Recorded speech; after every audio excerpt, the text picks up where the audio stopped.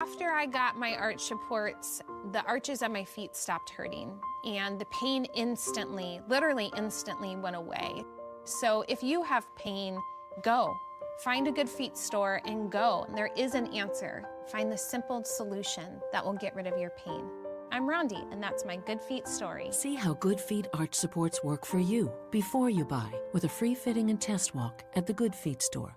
Visit one of our 2 locations, Creve Coeur and Shiloh, Illinois, and at goodfeet.com.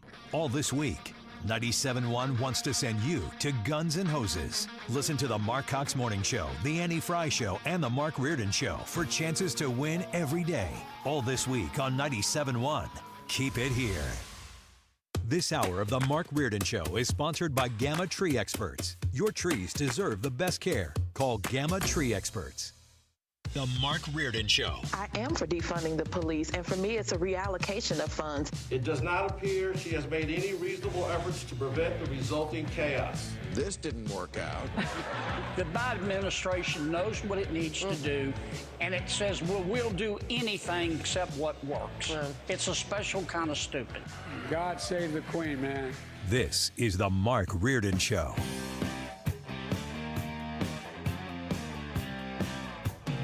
Well, good afternoon, ladies and gentlemen. How's everybody? You know what? I'm okay, but it's just one of those days. Fred? Yeah, it's kind of gloomy out.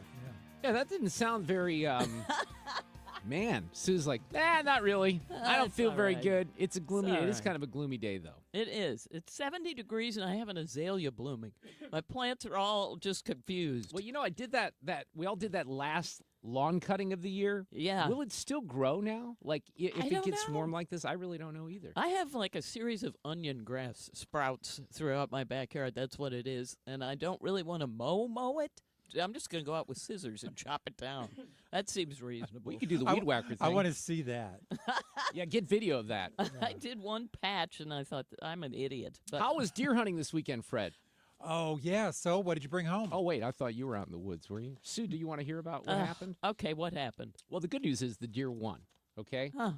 I did not kill a deer. I saw a bunch on Saturday morning, and I was very hopeful for Saturday afternoon. I got out in my stand pretty early, and to no avail. It was very windy. For the hunters in the audience, they would appreciate this more than others.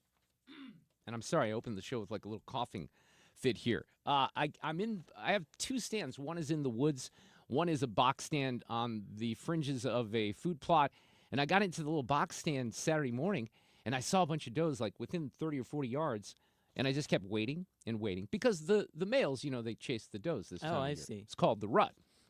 And they get stupid just like we do, like humans, men, because they're, you know. The hot chicks are out look, there, Mark. exactly. That's what I've heard. Exactly. So I'm watching these does, and I look in the distance, I don't know, maybe 75 yards, and there's a buck just staring at me, a good one, too.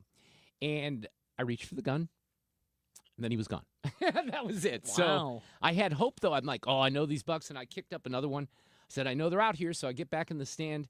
My friend Kevin Yeager, my hunting mentor, says, well, you get out there too early, you're going to get bored. I'm not going to get bored. I go out there. I got pretty bored because I didn't see anything but one deer. And then I was following the Mizzou game. Fred, were you following the Mizzou game? No. So, you know, they kicked off around 3:25. I'm in the deer stand when all this is happening. I can't really get good phone service, but I could get text messages. So I knew what was happening. But by the time we got in, did you pay any attention to that, Sue? Probably not. It went up in flames. What a thriller. It did go up in flames, but it was a great, great finish to the game. Oh, good. And all right. it sucked because Luther Burden Jr. had this, or I guess we call him Luther Burden III, had this incredible one-handed catch. Ooh. And then South Carolina came down on the final drive, and unfortunately, they stole the victory. But that was pretty fun. I did, by the way, I had some observations about the fight on Friday night. Fred, did you watch the fight? I did. Did you? I did. Yeah, okay. I did. So, I know both my sons were watching in their cities, so I thought I better watch so I can talk with them. Well, hold your thoughts on that because I tried, and I'm going to explain what happened. You weren't alone. Yeah. Well, I wasn't alone, but I thought I was alone because we had to use. I'll do this at 4. We had to use a hotspot. So I'm sitting there thinking, this is fun. It wasn't, though, right? No, it wasn't. I know. You know, Netflix might have wanted to tested that one out, the whole live stream, because, you know, when Amazon did all that the first time, it didn't go very smoothly. I can't remember what the event was, but they had to learn a lot.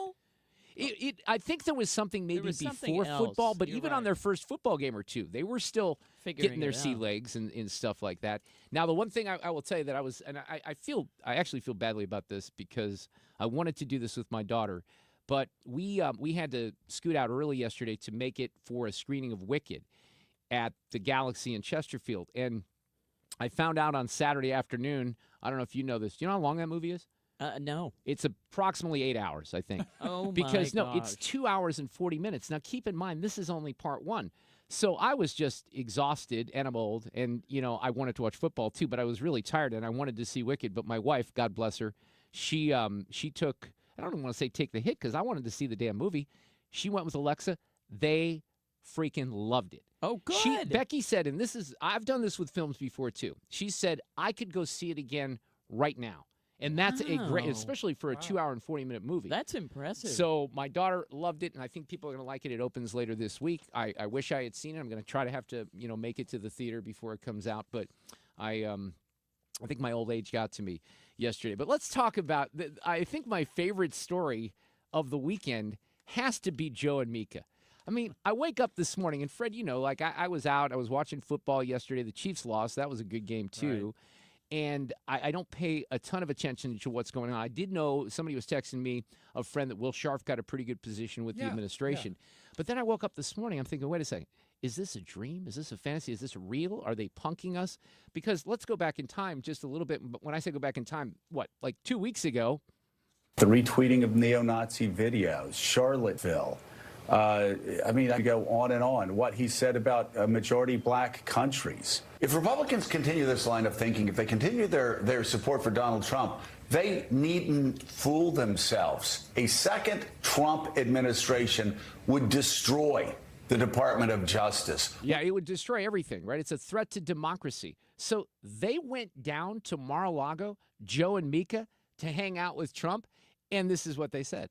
We were given the opportunity to do just that. Joe and I went to Mar-a-Lago to meet personally with President-elect Trump. It was the first time we have seen him in 7 years. And it's going to come as no surprise to anybody who watches this show, has watched it over the past year or over the past decade, that we didn't see eye to eye on a lot of issues. You think? And we told him so. What we did agree on was to restart communications. In this meeting, President Trump was cheerful, he was upbeat, he seemed interested in finding common ground with Democrats on some of the most divisive issues. And for those asking why we would go speak to the president-elect during such fraught times, especially between us, I guess I would ask back, why wouldn't we? Well, because he's Hitler, and because he's a Nazi, and because he's a threat to democracy, and because he's a bigot, and because he's a xenophobe, and because he's misogynistic, and because he's a felon. All these things that they've said for weeks and weeks and weeks. And now all of a sudden, we'll just move on now that we don't have anyone left in our audience, because the people that hate Trump, they've left us anyway because they're so disgusted, so they're not watching. Yeah, they got to get a viewer. That's right, what exactly. Trying. I guess that's what it is. But that's really now. I'd love to hear reaction along those lines. Wouldn't it be awesome if Joy Reid went and sat down with Trump? So the gang on The View, still smarting from the Whoopi Goldberg cake incident from last week, which still has some legs, by the way, and we can get into that. But of course, we can depend on Sunny Hostin this morning, throwing up the red flag for this meeting when she was asked about it at the table on The View. Look. The bottom line is that America needs a free press that is willing to speak truth to power right now. Okay, that in and of itself is hilarious. Well, but what she's saying is that, you have. I'm going to have to agree with her on this point. Of course, but if does you she are mean it? Well, but she's. We'll get to it. If you're a news anchor, if you are supposedly a nonpartisan journalist, let's take Norah O'Donnell at CBS. I mean, we know she's biased as hell, right? But let's just say you're somebody like that and you get invited down to Mar-a-Lago. I don't think that that's the best idea when it comes to journalistic integrity, right? And you're going to hear Sonny refer to this. They're opinion hosts, right? They're not necessarily news anchors, so maybe it's a little different. I'll tell you a story here real quick. Fred, you might remember this, you might not remember it, but in my first couple of years when I was on Afternoon Drive on KMOX, which would have been the era of 2008, 2009, I have to think about this with the elections, but there was a guy that I became very close with, Tom Schweik, who became the state auditor, and he ended up killing himself. I don't know if you remember that story several years ago. And what happened in that circumstance has no relation to what I'm about to tell you. But the way that I got to know Tom, who was a very smart attorney, he had worked with, was close with Jack Danforth, a lot of history in Missouri. He had great taste in music, which is how we connected. But Schweik wrote an op-ed in the St. Louis Post-Dispatch ripping Senator Blunt, saying we can do better than Roy Blunt. And I think he was in the House. Maybe it was his first Senate run at the time. You know, he was leaving the House, deciding to run for the Senate. So that would have been around that time. And I agreed with Tom Schweik at the time. Now, I was a little bit new to Missouri politics, back in Missouri politics. I had been here, but a lot had changed since 1997 when I left and I went to Wisconsin. So I go on the air and I'll rip and Blunt. I'm like, yeah, I think we can do better here than this, because I'm looking at, even then, shaking things up a little bit, getting away from the status quo. Well, Rich Chrismer, who became a friend, is a political consultant here in St. Louis. His father is also an elected official out in St. Charles County, but younger Rich is who I'm talking about here. He reached out to me and said, hey, Roy would like to sit down with you. And I took the meeting. Well, what is the human instinct that you have if you have a relationship with someone versus not having a relationship with someone? You like them better. Or you'd like them better. You're less prone to go after him. So Well, sure. I'll use the example of David Letterman a little bit, too, because I've talked about this before. Now, I've been a news person and a talk show host, so I took that meeting with Roy Blunt, but it was very difficult for me to hammer the crap out of Roy Blunt. And they knew that. It was a strategy. Of course you do that, right? Mm-hmm. It was brilliant. It was good politics at the time. But in this situation, I wasn't talking about Roy Blunt being a threat. I mean, it wasn't like I had to flip my entire yes. ideology or anything like that. It was just, look, we had a good conversation. I ended up having a lot of appreciation for what Senator Blunt achieved, not only in the House as the whip, and he could have been Speaker, but as, a member of the Senate as well. So you'll hear Sonny kind of refer to that, but it's just such a turnaround. I mean, it's such a dramatic turnaround. More than ever. And I think that we have to be very clear-eyed when we think about the president-elect and cover the president-elect. And I don't think you need to sit down for 90 minutes at Mar-a-Lago and kiss his ring to be able to speak truth and to be able to cover a story. On that front, taking all the personalities out of it, I'd say I kind of agree with her. Let's just say the situation was reversed a little bit here, and Harris won, and then you got the people from Fox going over there and, doing kissy face. I'm not sure that would be, I don't think it would be the best way to go. But she goes beyond that, of course. So maybe they're not journalists in the true sense. Maybe they're saying that they're opinion journalists. But we have to remember that Trump is the guy who ushered in the era of fake news. He is the guy who ushered in alternative facts. He is the guy who attacked 3 black female journalists. He's the guy that revoked Jim Acosta's press credentials for asking him a question. Yeah, that's my thank you, Kenny Wallace. Serious? You want to talk about the integrity of the media, Sonny Hostin, not flagging what these guys have done on MSNBC in particular. You don't even have to look at the New York Times or anyone else. Just look at MSNBC, which is a division of NBC, right? And part of NBC News. And they keep saying things about the media, and they don't even realize how they're complicit in all this. I think that this president-elect, I hate to say it, would like nothing more than to have only Fox News cover him, would like nothing more than a state-sponsored media. And I don't think he can be trusted in the way that other presidents can be trusted. This is an aberration. Well, a couple things there, Sonny. He loves going on with you guys. Of course he He'll does. do it at any time, any place, because it's kind of sport to President Trump. But it's hilarious that when you have a media, let's just look at one situation. We don't have to look at anything else. Let's just look at the situation of the cognitive ability of the person who, in theory, is still running the country right now, Joe Biden. A story that has been covered up for years. We know this. We know this from extensive reporting from all kinds of different people, right? In new books.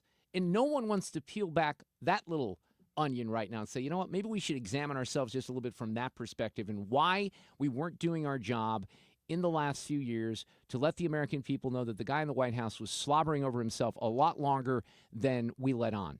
And why are we not? What's our motivation for not telling the truth to the American people?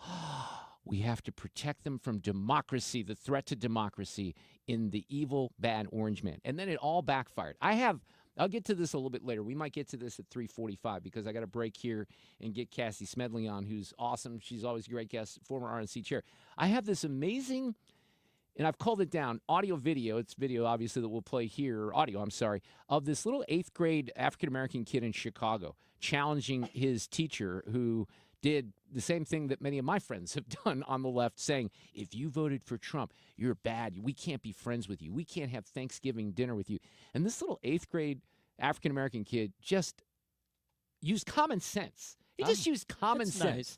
And he became a viral hero for this. And we'll get to that here in just a little bit. I mentioned Cassie's coming up here. We got Sue's News. I do want to talk a little bit more about the Jake Paul, Mike Tyson fight and what happened on Netflix. We got Bob Onder, obviously newly elected congressman for the 3rd District in Missouri coming up. Matt Pauley's going to pinch hit for Cusimano this afternoon.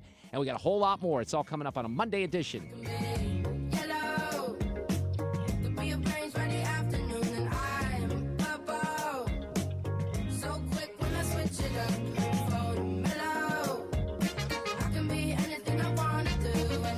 A clear view of the roads from the Window World Traffic Center.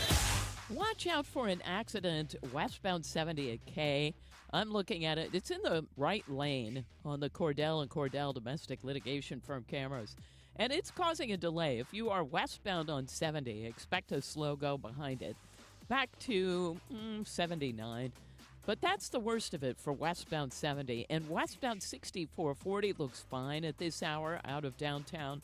44, we did have a report of a stall eastbound approaching Murdoch, but they got that moved off to the shoulder. And the only other volume I'm seeing, at least on the interstates, is southbound 55 right there at Revis Barracks and the southern end of the city work zone. And to the south of there, it looks fine. If you're headed into Illinois, no delays on the bridges downtown. This report brought to you by Mosby Building Arts. From the Window World Traffic Center, I'm Sue Thomas. 3:23 at 97.1 FM Talk. After a whirlwind year, bring peace back to your home. Enjoy 10% off Mosby remodeling projects or no payments until 2026. Call 314-909-1800 by December 31st. Mosby Building Arts, bringing joy home. Hey, maybe you or a family member, someone that you know, maybe it's a friend, has the need for a brand new independent living, assisted living, and even memory care facility here in the St. Louis area. That's New Perspective Senior Living in Weldon Spring, next to Persimmon Woods Golf Course, not too far from Progress West Hospital. It's a beautiful, beautiful new facility and a friendlier approach, as they refer to it, to senior living. It's a Minnesota-based company, their first facility here in Missouri. It's fantastic. I've seen it in person. I'd love you to see it in person. You can go to npseniorliving.com. New Perspective Senior Living is really, really special. The common areas have all kinds of great artwork from the St. Louis area, sports memorabilia in particular. They have beautiful 1- and 2-bedroom apartments with stainless steel appliances, of course, big walk-in closets. They have granite countertops, all of those things, great meal plans. So if you're looking for something along these lines in a brand new facility with a great location here in the St. Louis area in Weldon Spring, that's New Perspective Senior Living. Find out more at NP, N as in Nancy, P as in Paul, npseniorliving.com today. You love your city, but let's be honest, the commute, not so much. That's where the free Odyssey app can help. Download the app and follow your local news station so you can get the latest traffic reports or find if your train is on time before you walk out your door. Knowing all this gives you time to think about the essential things like, do I have time to get coffee? Download the free Odyssey app and search your local news station. That's AUDACY. Attention veterans and active military. Overhead Door Company of St. Louis is doubling their usual veterans discount on all products and services in November.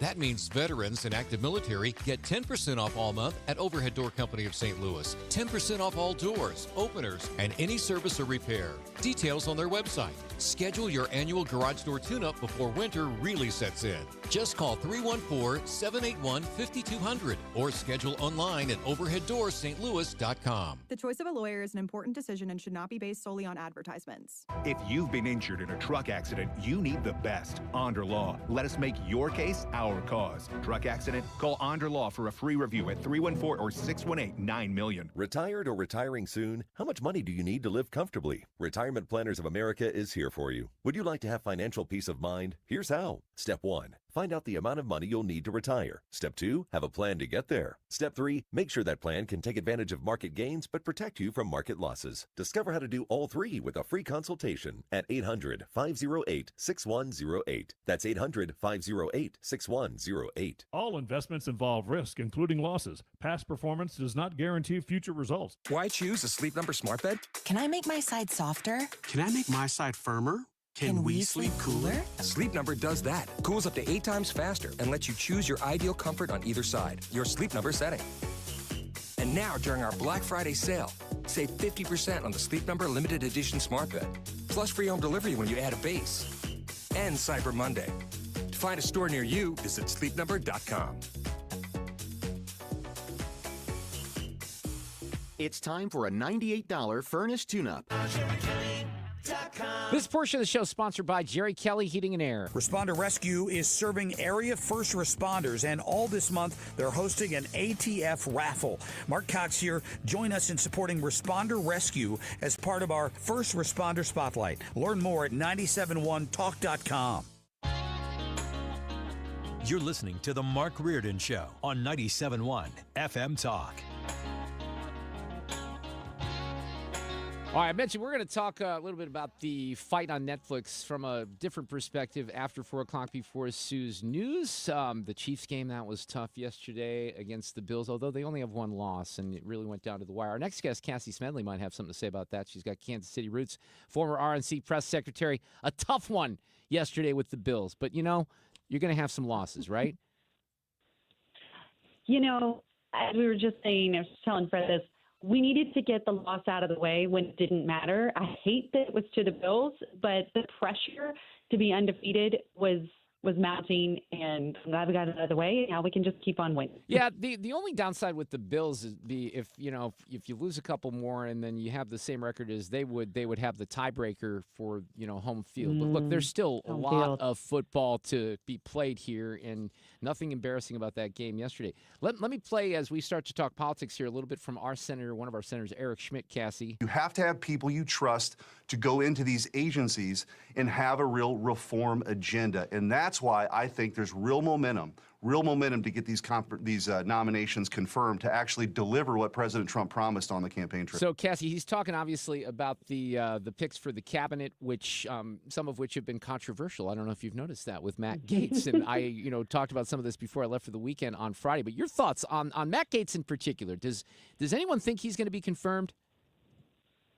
Well, first of all, with respect to Eric Schmidt, Missouri has 2 great senators. I still say we, I claim Missouri. That's still, okay, you should. Even though I don't get to live there anymore, but gosh, we're lucky. And I do think that, you've heard a lot of senators say it is our constitutional duty to advise and consent. We're going to go through a full process. And so he's probably going to have the most heavily scrutinized nomination process. But here's the other piece of this, and this is something that I think a lot of senators, especially after that leadership race last week and the pressure that they were receiving from constituents and on social media and others, is that the American people are paying attention. We gave government a mandate with our vote, not just Donald Trump, but the entire government. As you saw, a lot of Republicans get elected and seats flipped, and of course majorities flipped and all the rest of it. That came with a responsibility. And so if somebody is not qualified and you unearth that through the nominations process, that's one thing. But just because you don't like the guy personally, of which I understand is the case for a lot of them with Matt Gaetz, and frankly, as somebody who worked on Capitol Hill for 10 years, it's all about relationships. And when you have an office or a member of Congress that's really difficult to work with, it just makes everybody, it's a headache for everyone. So if that's part of it, that may or may not be a reason to sink the nomination. There's got to be more to it, and I think they're going to go through that process. But there's a whole host of others that he's nominated, of course, with RFK Jr. and Tulsi Gabbard and Pete Hegseth, and, of course, Marco Rubio, that he's building this coalition for America First and returning a sense of, I say duty, but I mean duty to these jobs of people who are in there understanding the assignment that they've been given by the American people and are putting Americans, not just America, but Americans first again, which is something we haven't had. I agree completely. Did you see, I was going to run down some of this here, maybe even this hour. Did you see Andy Kessler's piece in the Wall Street Journal about DOGE, about the Department of Government Efficiency? Because I said, last week a couple of times, I really am hopeful that there's an opportunity here to do something really, really lasting. And I've been waiting for it for about 40 years, Cassie, because I voted for Ronald Reagan in 1984, and I've always wanted the size and scope of government to be reduced. And it's really, both parties are complicit in letting this kind of get out of control. But he has a great little breakdown of some of the things that could potentially happen. Now, these are also things that when most people who aren't dialed into the specifics hear, oh, you're going to, get rid of the Department of Education, which might be a pretty high hurdle. There's reason to say things like that because the federal government is so bloated. So what's your thought on the opportunity to actually do something here with reducing the size of government? Yeah, as you say, it's something that everybody has been talking about for a long time, but I think it's reached a fever pitch among Americans, all of us everyday Americans who are saying, gosh, when we are feeling the pain of this already, of this debt, of this out of control spending. And furthermore, it seems like there's a lot of spending that we're not getting a clear explanation for. And where's that accountability? Can you at least bring that back to us? And again, from working on Capitol Hill, I understand it's easier said than done. There's a lot tied up in mandatory spending, and a lot of legislators were pretty crafty in how they put together legislation to ensure that, Obamacare being a perfect example of something that has mandatory spending components, which make it really hard to undo, and that's very frustrating, of course. But I will say I love, unlike, we always think of like the Simpson-Bowles Commission, for those who have kind of been following these efforts. In the past, two things that didn't have. One, it didn't have Elon Musk, who, heads up a social media platform that he can get information out to millions of people in a nanosecond. And I think that's going to be different because we're going to see this stuff in real time. It's not going to be behind closed doors where they're compiling some report and then after 2 or 3 years, we're going to see it. It's going to happen pretty quick. And the other reason I think that's the case is between Elon and Vivek, they are businessmen. And as we know in the business world, and this is, like I said, I came from Capitol Hill and campaigns, but now I work at COIGN, which is a business and a startup. And we don't exist if we don't have customers and do right by those customers. That's where these guys come from as well. And I keep having these visions that Elon's got some AI software that's spitting out government inefficiency in like 30 seconds. Wouldn't that be great? By the way, that's a great reference for Simpson-Bowles. And, I had kind of forgotten about that. And I loved Alan Simpson. Actually talked to him. He came to St. Louis in the aftermath of that and had some great conversations with him. But that was an effort during the Obama administration to really identify some of the things that were wasteful. But to your point, it'd be interesting to go back and do a scorecard on that and see if anything really got done, right? Mm-hmm. That's right. And you hear about the pork report. I forget. I think it was a senator from Nebraska. Oklahoma. No, it was Oklahoma. Who was it? Tom Coburn, I think it was. I think it was Coburn. There we go. Yes, please. That's exactly right. And the pork report. So this stuff has been out there for years, and that's a great starting point. And I guess this also gets down to the fundamental question of what is the appropriate role of government. And for those of us on the conservative side, we believe, and I think the majority of Americans showed this two Tuesdays ago, that it's gotten out of control. It's way too big. It should be much more limited. It's taking on too big of a role in our lives. But also, why is the government the lead researcher of, how fast a rat can walk on a treadmill or whatever it is? Yes, exactly. Why is that a role? So I think there are things like that hopefully they can pick out and put a spotlight on and at least put the onus on people to justify it. There's just so much. That's the thing. But even if they could accomplish, a little bit here in the next 2 years, I think that would be really huge. Then there's immigration. And, this is one of those 80-20 issues. We found even many Hispanic people are outraged by what's happening at the border. So what's the reality of deportations in your mind? Well, first of all, how great was that announcement from Donald Trump right out the gate that Tom Homan would really be at the helm of this process. Loved it. Somebody who, right? I think everybody was jumping up and down on their couch saying, yes, this is going to be different. And what we kind of forget about Tom Homan, he did this under the Obama administration. So he knows the ins and outs of the system. He knows what it's looked like before, what it looked like with Trump, what it is now looking like with Biden. And I've had the chance to talk with him a couple of times through different communication efforts. And he's got the plan ready to go. He sees it clear as day. And I think part of that is going to be reinstituting some of these mandates that Biden did away with on day one. Like, let's just get back to the baseline of a secure border. But, he said there's just some obvious low-hanging fruit. If you are a convicted criminal, you're out. If you have a known gang affiliation and we know where those hotspots are, you're out. And I love that he said, for this roundup of governors who are saying that they're not going to help them, he says, no problem. I don't need your help. I can find it elsewhere. And you're already seeing that with law enforcement and Border Patrol agents. I'm sure their morale is the highest it's been in 4 years because they see that they have a partner at the top now that, of course, has been absent the last 4 years. And I'd be remiss if I said, I think it was Congressman Gonzalez from Texas who said, you have to go about this in a way that makes sense to the American people. If you start by rounding up, as he said, by rounding up the abuelas, you're not going to bring the American people with you on this issue. That's not what they voted for. They voted for the people who have made their way into this country, jumped the line, crossed illegally, and aren't contributing to our country. And in fact, are making us feel less safe. And I don't know if you watched the opening statement for, I knew I'd bring it up and I'd forget her name, and I hate that. Lake and Riley in Georgia, I did. The opening statements from her trial. Two things I did. One, I started to watch it, and it was too much to bear. So I turned the channel, but I texted 10 girlfriends and said, start sharing your location with me immediately. That is a sad testament to our country right now that a person doesn't feel comfortable going on a run at 9:20 in the morning on a college campus. Yeah, now you should let's put this into context because the testimony was, that because of that, she was sharing her location with these friends of hers, and then when she went missing, that's how they found her. Mm-hmm. Yes, thank you for sharing that. That's exactly right. With her roommates and her mom said this isn't normal. Right. So that's how they were able to find her. And thankful for technology and her ability to call 911 and fight, that's how we now have all this evidence mounting against this horrific man. But again, he came into the country in 2021. Had those policies remained in place from the Trump administration, she might very well still be alive. And it's that kind of moment that is why you saw the result on November 5th and why so many people, when they said immigration is a top priority, it wasn't because we're insensitive to people who want to come here to our country legally and make a better life for themselves. It is because we no longer feel safe in communities that we took for granted as being safe places. Absolutely. And that, I was listening to more testimony today. That is such a hard trial to listen to. They were testifying about the scratches on, his arms because there's a very strong indication that she fought like hell. And I can't imagine what her mother and what her family's going through right now. But Cassie, thanks for jumping on here on this Monday with me. I appreciate it. Mark, great to be with you. Have a great week. We will talk soon. On the issue of the Department of Government Efficiency, I'm going to run down some ideas. Where are you going to cut? Where should the priorities be? We have some ideas and thoughts. We'll share those next on 97.1 FM Talk.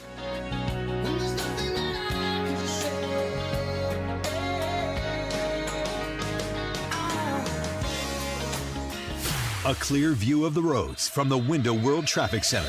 We've got a stall reported eastbound 70 at 270. Watch for it on the right shoulder. That's where MoDOT's saying that it's actually located. And an accident eastbound 44 just before Elm. That one in the right lane and the right shoulder. And before that, we had emergency vehicles in that area, so a little bit of a slowdown there. However, it is going against rush hour, so it's not as bad as it could be. We really have a jam on southbound 55, and this is south of Weber down to about Green Park, and it's all due to road work, so expect a delay through there. To the south of there, things look fine. And southbound 270 is in good shape right now, headed for Doherty Ferry. We've got westbound 6440 and 70 in fairly good shape.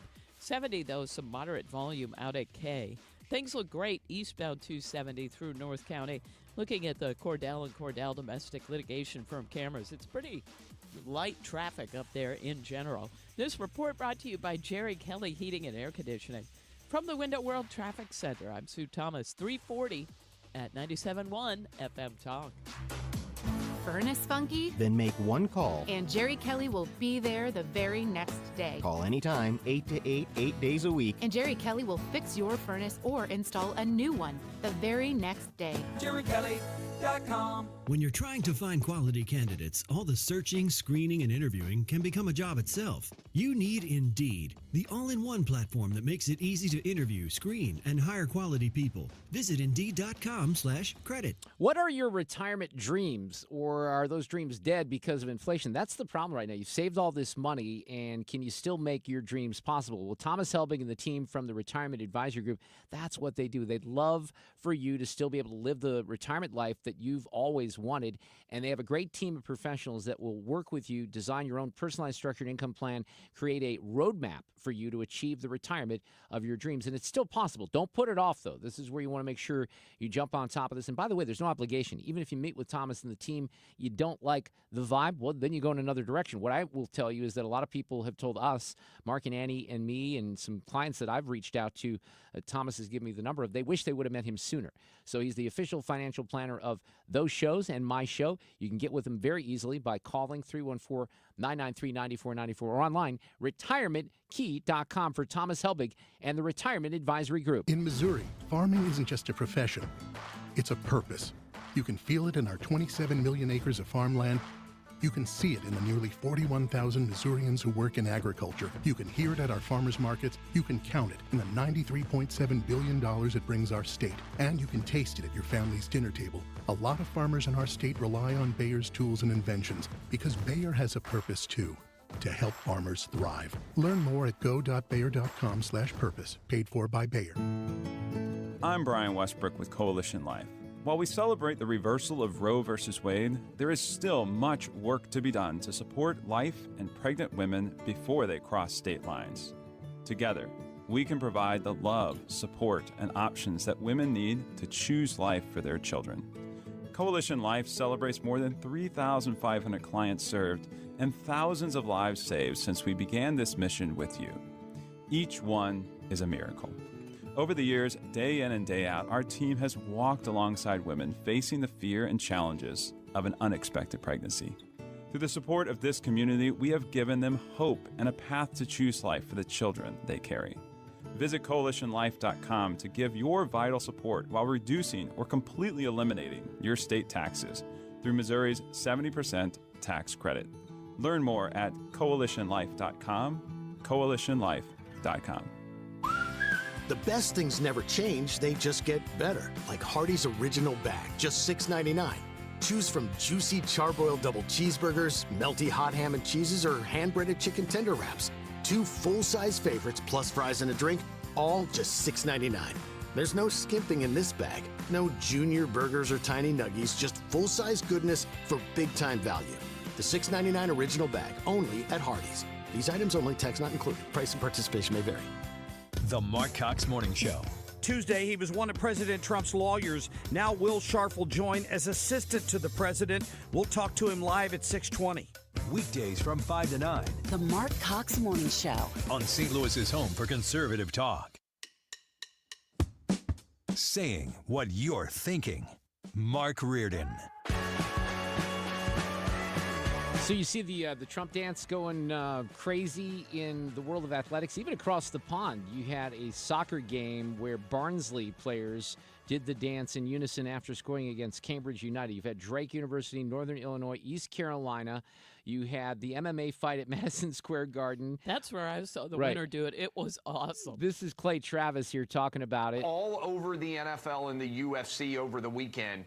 Athletes, black and white, were doing the Donald Trump YMCA dance everywhere.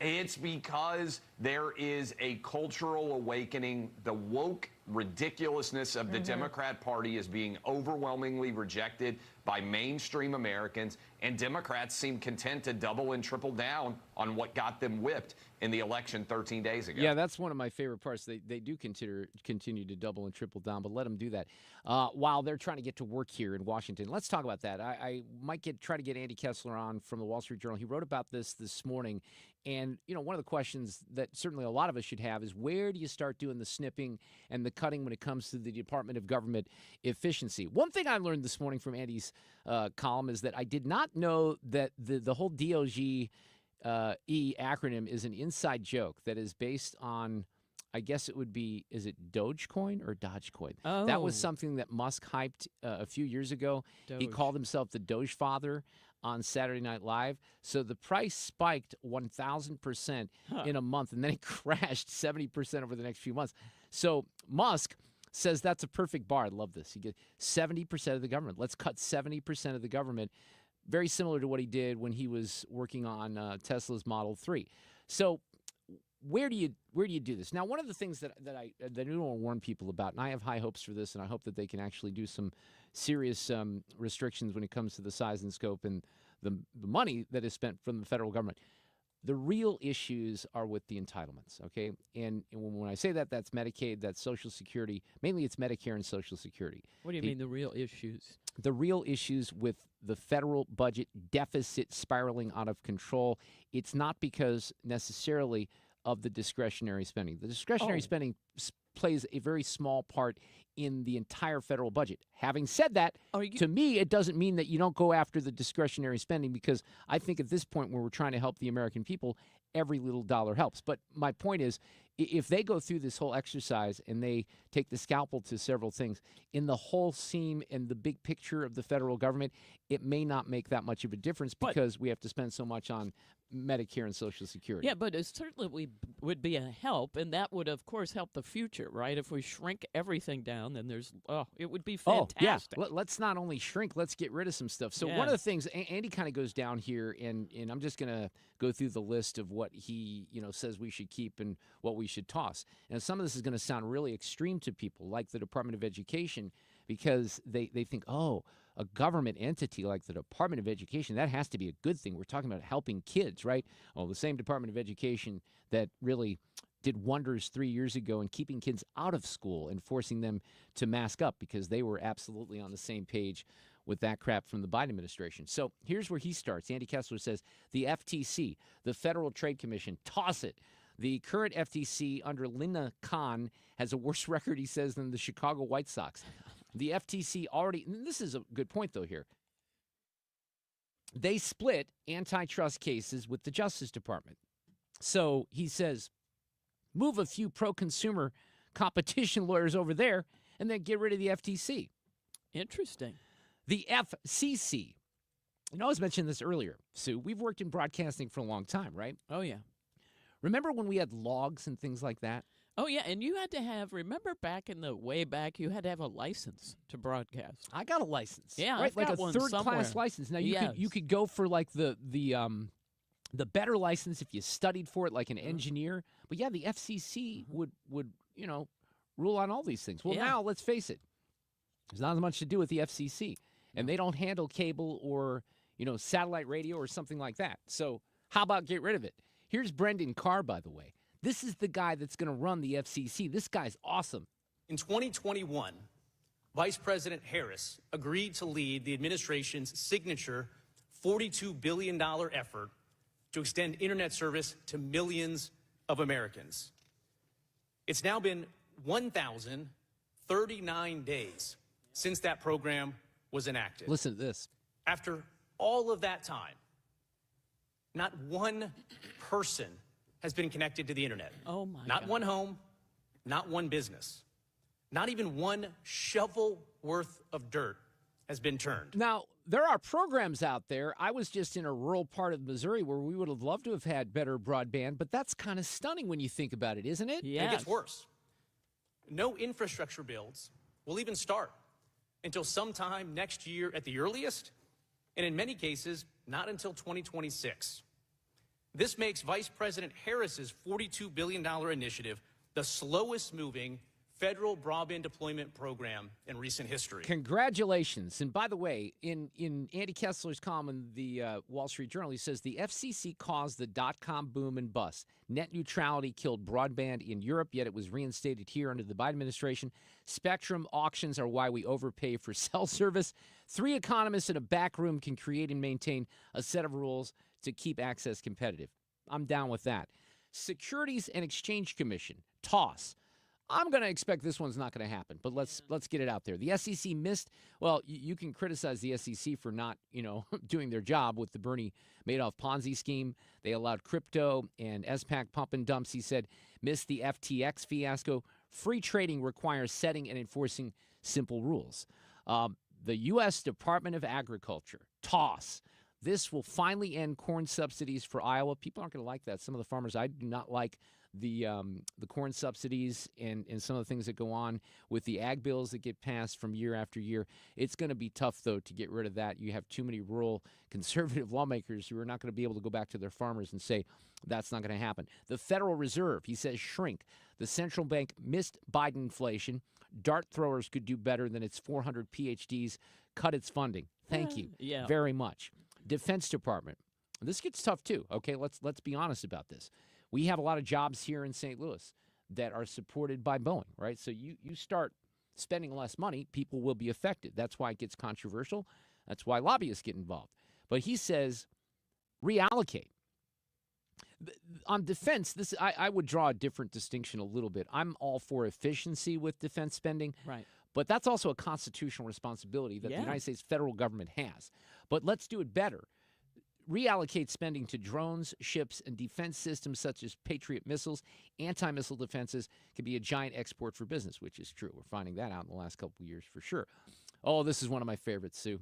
The U.S. Postal Service. Oh, no. TOS. Get rid of it. It's not doing its job and its monopoly on first and third class mail. Go private. Amazon trucks already come into your neighborhood every single day. Let's do something big and bold here. We do not need the United States Postal Service any longer, all right? Do I think that's going to happen? I do not. But that would be such a perfect target because it loses money on a regular basis. Of course it loses money. Others to toss. He puts a little bit of a list together here. Fracking happened despite the Energy Department. Do we need it? I'd say get rid of it. Trump tariffs will curtail imports so we can shrink the Export-Import Bank by at least a half. Close the Small Business Administration. And what does the Commerce Department even do, right? What about the Labor Department? What does the Labor Department do? It gives you the unemployment numbers every month, right? And they're a bunch of union puppets. What do they really do? What does the Transportation Department do? They have mileage and electric vehicle mandates that killed a good portion of Michigan and Detroit. Nice job. Do we need that? Let's look at all of these things, right? EPA, Environmental Protection Agency, Housing Urban Development, right? Veterans Affairs. One comment he makes here is, can't they use the same hospitals as the rest of us no matter who pays? It's a good question. How about the Department of the Interior? What do they do at the interior? That's for the environment as well. Maybe we can, shrink some things and combine them and figure out what actual work is being done. But listen to this, okay? This is something that really, really jumps from this column, and I don't think people, really know this. The amount of money, the federal government has around 3 million civilian employees, okay? The average salary is $106,000 a year. Dr. Fauci made $481 last year, by the way. So there's room to cut. There really is. And one thing that we know, and this is true, I'm pretty sure it's true in all of government. St. Louis City, St. Louis County, you probably look at Jefferson County, St. Charles County, the state of Missouri, the United States federal government. In the last 5 years, let's just go when COVID started, right before COVID, have we actually had any, this is a serious question, have we had any government positions, significant, you can't just do one here and one there, that have been eliminated because these governments are not taking in as much tax money, right? I doubt it. Has anything been restructured in any of this, especially when you got people that aren't even coming to the office on a regular basis? There's layoffs. There were layoffs last week. I think Boeing had layoffs. You're going to have more layoffs as you get into next year. It's part of, even when an economy grows, you're going to have shifts, of course. But there's never, ever, ever. And it's not like I dislike people that work in government. There's some people that certainly are required, but they have these cush positions, and they have wages and salaries that are indexed to inflation, and they never lose their job. And in many cases, they have pensions, so they suck on the taxpayers even more. So let's take a look at these things. Cassie Smedile mentioned Senator Coburn. I loved what Senator Coburn did every year. He would release the pork book, and I think they would do that with there was one of the groups out there that I like that focuses on government spending. But this is a real opportunity to get some stuff done. Even if you just take the scalpel to a few of those things that I mentioned, that's a victory in the next couple of years. We got Sue's News coming up in the next hour.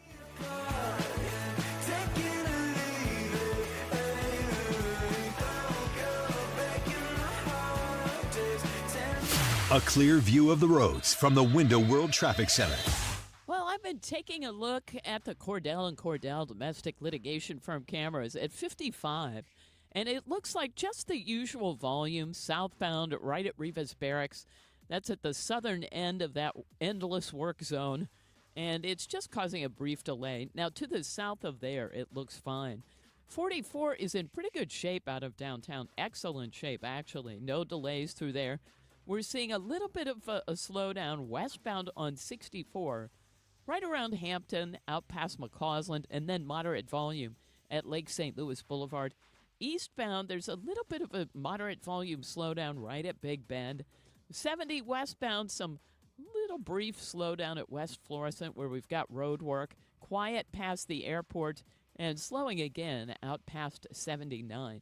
Now, if you're headed into Illinois, we actually look good on the approach to the Poplar and the bridge itself. We look good on all of the bridges downtown. This report brought to you by GHR Contracting. From the Window World Traffic Center, I'm Sue Thomas, 356 at 97.1 FM Talk. Not many window companies do egress windows. Those are the ones used in basements or floors with no emergency exit. GHRcontracting.com. We offer same-day install and financing 0% for 18 months, and there's no hassle with price negotiation. Get an upfront quote on the phone. GHRcontracting.com. I want you to go to throttlenet.com. If you are a business owner in particular and you don't have great IT service, or even if you think you have good IT service, you can do better with ThrottleNet. Their job and their mission is turning frustration into satisfaction. They want to solve your IT problems and make your day better. And they solve those problems faster because they've implemented a very unique multi-tiered help desk. They have an under 2-minute response time, which leads the industry. And they're just outstanding here in St. Louis. So they want to look forward. They're smart. They want to protect your network and make sure that there's no ransomware attacks. No client of ThrottleNet has ever paid a ransom. You want to give them a try? Here's another added bonus. You don't have to get locked into any contract. They know how good they are, so they're not going to make you sign a contract you can leave at any time. Find out more about ThrottleNet today by calling 314-310-1320 or online, throttlenet.com. If you do throttlenet.com/971, you can get a tour of the dark web. And tell them that we sent you over. ThrottleNet. If you're considering an annuity as part of your retirement plan, we need to talk. Hi, I'm Bob Stockdale, Senior Vice President Investments with the ClearPath Wealth Management Group at Stifel and host of On the Money, Saturday mornings at 11 on 97.1 FM Talk. Annuities can be a useful tool for some retirement investors, but not all annuities are created equal. Every week, we meet clients who own complex annuities that don't suit their needs and, in some cases, actively undermine their retirement plan. Before you purchase an annuity, get a second opinion from the ClearPath Wealth Management Group at Stifel. Requesting a consultation is free of charge. To request a free consultation, contact us at clearpathinvesting.com. That's clearpathinvesting.com, or call us at 636-695-2650. That's clearpathinvesting.com or 636-695-2650. Stifel Nicholas & Company Incorporated, member NYSE and SIPC. It's warm now, but winter will be here before you know it. That's why Banner Construction is having their pre-winter window event. Choose from Banner's various energy-efficient brands and window price points featuring beautiful Pella windows. Banner is a certified Pella contractor and preferred James Hardie specialist. If you've been considering new windows or a fresh new exterior for your home, see Banner's work at bannerconstruction.com or call 314-569-1050 and have a Banner day. Running a small business takes endurance, determination, and the right support to reach your goals. And MasterCard is here to help fuel that journey in a fast-paced digital world. With innovative tools and resources, we're here to guide businesses every step of the way digitally. Because when small business wins, everyone wins. Let's power up our communities one small business and one step at a time. Keeping the community running strong, priceless. KFTK FM Florissant. From the Onder Law Injury Lawyers, GetJim.com studio. That's GetJim.com. 97.1 FM Talk. Always live on the free Odyssey app. Possible Russian retaliation. Lisa Brady, Fox News. After President Biden signed off on Ukraine's long-standing request to use long-range Western weapons deeper in Russian territory. Fox's Jennifer Griffin at the Pentagon. New details about what appears to be sabotage of crucial undersea cables that connect Germany with Finland and Lithuania and Sweden, all NATO allies. The timing of the suspected sabotage suggests this may be a Russian reaction to the U.S. and NATO allied decision to allow Ukraine to use long-range tactical weapons inside Russia. That, according to a well-placed European diplomat. A senior U.S. official telling Fox News the decision on longer-range weapons was spurred by Russia's decision to involve North Korean troops in the Ukraine conflict. The UN marking 1,000 days since Russia invaded Ukraine. U.S. Ambassador Linda Thomas-Greenfield says support for Ukraine should not be a partisan issue and that a new security assistance package will be announced soon. President Biden pledging $4 billion to a World Bank fund for the world's poorest countries as he attends the G20 summit in Brazil. I encourage everyone around this table to increase their pledges in December. Also urging other leaders to usher in a new era of sustainable development during his last major international summit as president. He's asking Congress for nearly $100 billion in emergency aid after Hurricanes Helene and Milton and other disasters. Senate Majority Leader Chuck Schumer. Homes need to be rebuilt. Schools need to be reopened. Farmers need to help recover their losses from ruined crops. Roads and bridges and railways need funding for repairs. Businesses need loans to get back on their feet. He says all are running low on federal dollars. Speaker Johnson says Congress will evaluate the request. New York now under a statewide drought watch as dry conditions that helped fuel brush fires persist. America is listening to Fox News. Everywhere you look, things are getting more expensive. So at Consumer Cellular, we're lowering the price for those 50 and up. Now you can get unlimited talk, text, and data for $30 a line when you buy two. That's just $60 a month for 2 unlimited lines. So if you're 50 and up, make the switch and save. Come on, you've earned this. Call 1-888-FREEDOM or visit consumercellular.com today. Requires 2 lines of service, age validation, and credit approval, subject to system and area limits, taxes, and other fees apply. Point! Hey, you okay? You don't normally miss those shots. I just haven't been as regular lately, and it's making me feel sluggish. You should try Metamucil. It's been a game changer for me. Metamucil's plant-based psyllium fiber helps trap and remove the waste that weighs you down. Ace, you're moving better than you were last week. Definitely. Metamucil keeps you moving. These statements have not been evaluated by the Food and Drug Administration. This product is not intended to diagnose, treat, cure, or prevent any disease. Learn more at Metamucil.com.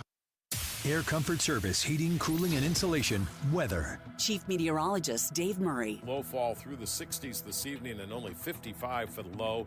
Windy all night long. Now, there will be another batch of rain and some thunderstorms from about 9 o'clock tonight until about midnight, 1 o'clock in the morning. Then on Tuesday, it's all gone. Sunny. It's still nice. Breezy from the southwest, 65. Turning colder Tuesday night, Wednesday sunny and chilly. This is 97.1 FM Talk. Chief Meteorologist Dave Murray. Chad Robison with your Money Now. On Wall Street during the first session of the week, stocks were mixed with the Dow dropping 55, the S&P 500 gaining 23, and the tech-heavy NASDAQ up 111. Netflix says 60 million households across the globe tuned in as Jake Paul defeated Mike Tyson, with the event peaking at 65 million streamers. The fight was also streamed to more than 6,000 bars and restaurants in the U.S., setting the record for the sport's largest commercial distribution. 3 of the big 4 K-pop agencies posting downbeat third-quarter results, mainly due to sagging album sales.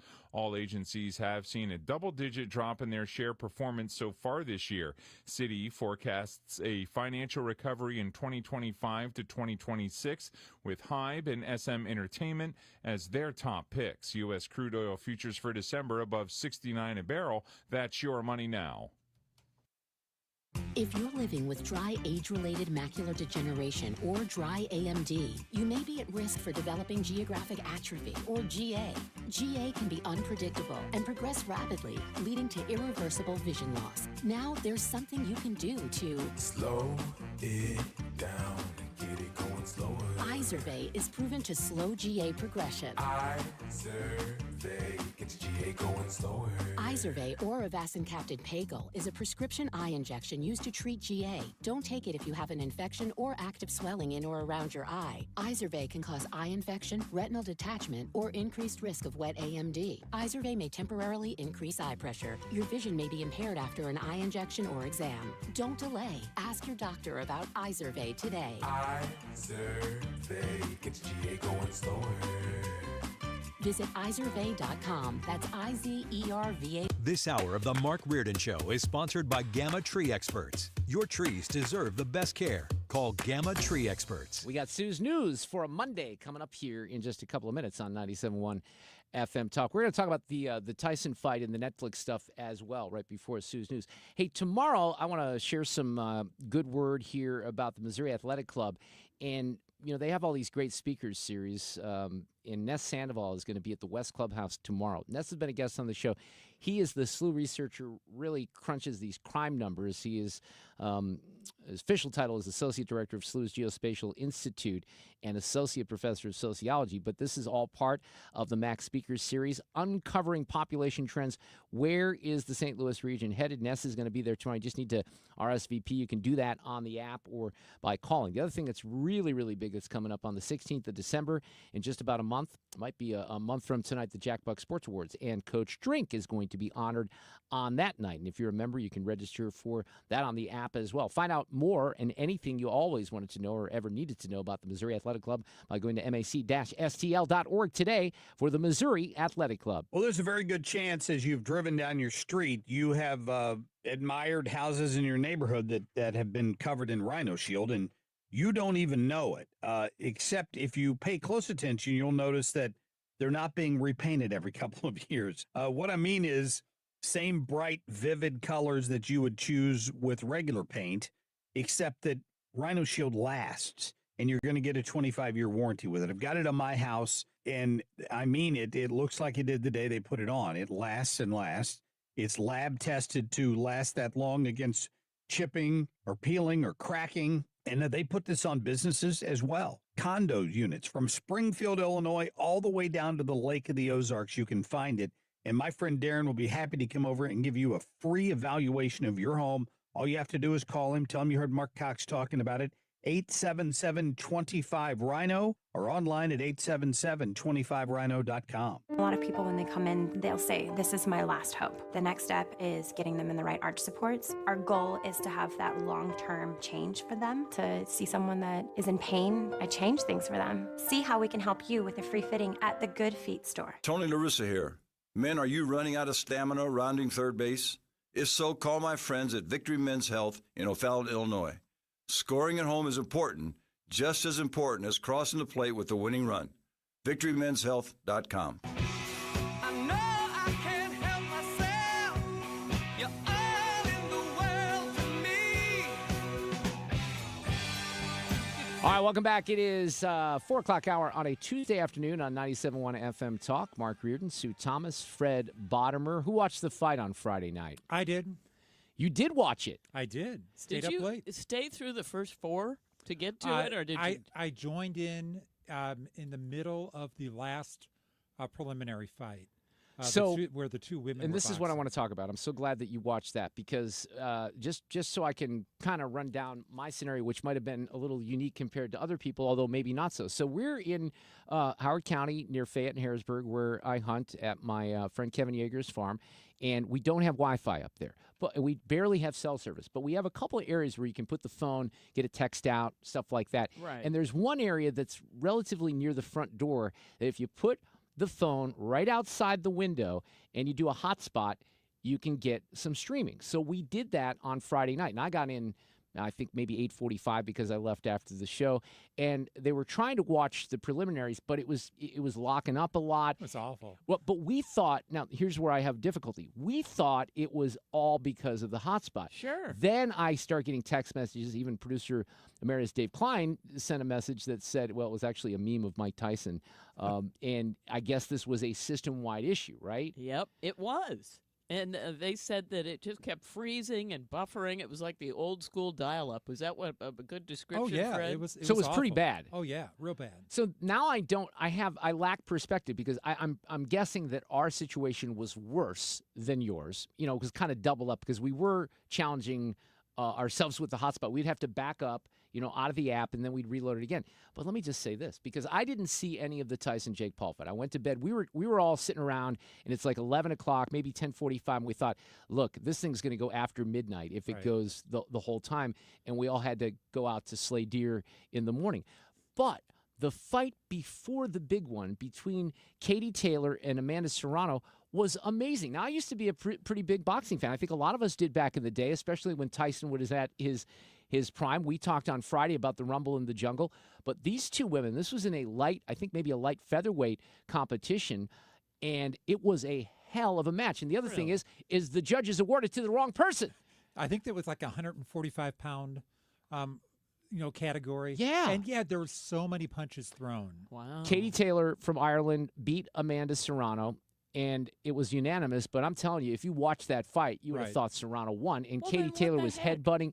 This is what happens in fighting. Now, one of us said the other night, and somebody said, well, how much are these women getting getting paid? Because Jake Paul's getting $40 million, Tyson's getting 20. You want to take a stab? How much were the women in this fight? 50 Katie Taylor. grand. Fred? I'll say $500,000. The people at the deer camp the other night were like you. They're like, I don't know, they'd probably make $100,000. Katie Taylor got $6 million. Amanda Serrano, who lost, got $8 million. And one of the reasons is Jake Paul, I think, manages Amanda Serrano, but they were compensated extremely, and good for them. Yeah. And for those people who, I don't know, I guess you can go back and watch this on Netflix. Based on my history watching prize fights, that was a hell of a boxing match. It was really, really good. I don't know how it compared to Mike Tyson and Jake Paul, but that fight beforehand on the undercard was really, really good. Yeah, I don't know how they stayed standing all that time. I know. Amazing. Well, and then Serrano was – this is another thing that was great. They're standing side by side in the aftermath doing an interview, and Serrano's like, yeah, she headbutts. This is what she does. She cheats. She got a point deduction for a headbutt. Right. So, man, I'll tell you what. If they fight again and it's pay-per-view, I would pay for the fight. Because that's how good it was. Now, what did you think of Jake Paul and Mike Tyson, Fred? Because I have no way to judge that. I thought it was a little bit boring. I thought the first round was exciting because I think Tyson landed some punches. And then from there on out, it was just kind of dancing for the rest of the rounds. Did it look like he had no stamina, Tyson, or was it? I'd give him credit for going 30 all those years rounds. older. Yeah, he's 58. I give him credit. I also kind of give credit to Jake Paul for not beating up an old guy. And he said something about that today. He was like, I don't want to. I love this, though. Let me go back in time. This is before the fight, okay? But this is I think this kid's in 8th grade, this little girl. And she's asking Mike Tyson a question, and this happens. In your return to the ring for this fight, you are setting a monumental opportunity for kids my age to see the legend, Mike Tyson, in the ring for the first time. So after such a successful career, what type of legacy would you like to leave behind when it's all said and done? Well, I don't know. I don't believe in the word legacy. I just think that's another word for ego. Legacy doesn't mean nothing. That's just some word everybody grabbed onto. Someone said that word and everyone grabbed on the word, so now it's used every 5 seconds. It means absolutely nothing to me. I'm just passing through. I'm going to die, and it's going to be over. Who cares about legacy after that? What a big ego. So I'm going to die. I want people to think that I'm this, I'm great. No, we're nothing. We're just dead. We're dust. We're absolutely nothing. Our legacy is nothing. Well, thank you so much for sharing that. That is something that I have not heard before, someone say that as an answer. Can you really imagine somebody say, I want my legacy to be this way when you're dead? Why do you want somebody you think somebody really wants to think about you? What's the audacity? I think, I want people to think about me when I'm gone. Who the cares about me when I'm gone? Well, my kids, maybe, or grandkids. True. The kid had no idea. But I guess he was kind of honest in his answer, right? Yeah, I guess that's the upside. That was pretty honest. Yeah, I just thought that was funny. Oh, my, Mike Tyson with the children. The funny thing about the fight was I went into it watching the fight knowing I've seen a lot of Tyson fights, never even really knew who Jake Paul was. My sons went into the fight knowing all about Jake Paul, but never having seen Mike Tyson. And that makes a lot of sense, right? Yeah. It does. Did the one thing I found interesting with the ladies is the entrance into the arena was, I think, longer than the fight. Probably. Wow, a lot of shows. And by the way, on the topic of fighting, we should mention this, Fred, because Guns N' Hoses is coming up on Wednesday night. Of course, that's legendary here in St. Louis, and we're going to talk about that and promote that a little bit tomorrow. Right about this time. Awesome. Let's do this here. These allegations are deeply concerning. Does the president have any comment? We're not going to comment. It's not clear messaging. No. And now, Sue's News. Brought to you by Sue.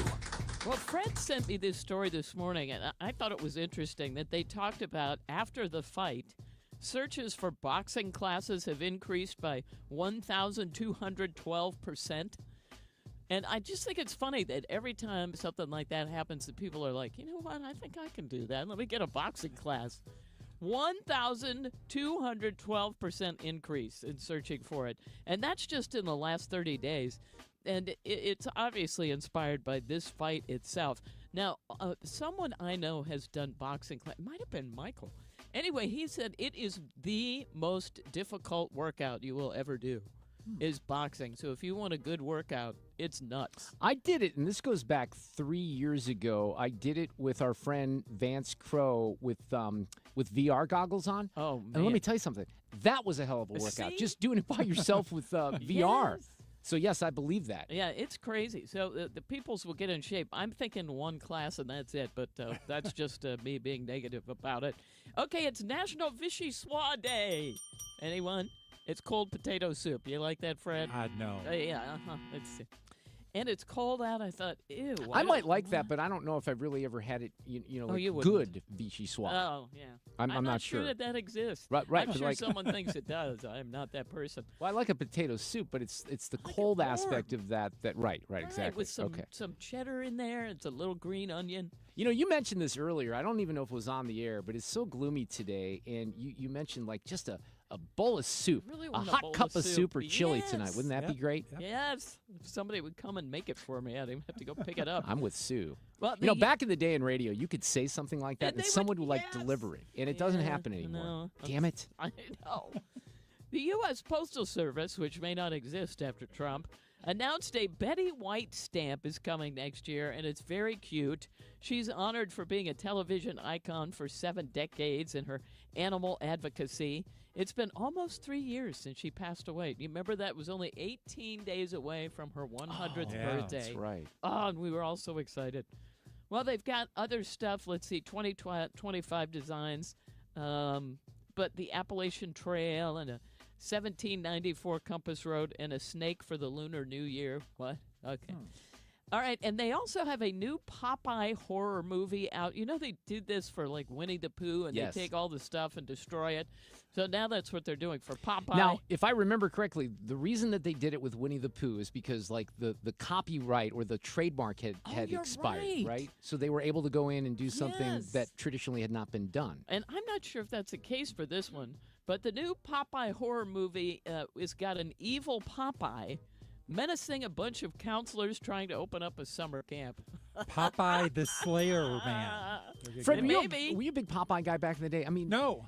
We all kind of saw them because they always would play with the cartoons, but it was never. Nobody went out and dressed like him for. Yeah. No.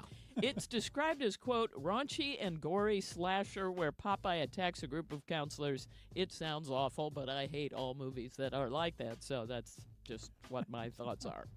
All right, it's time to get out your hairspray and your spandex, people. The ultimate classic rock ranked the top 40 glam metal songs.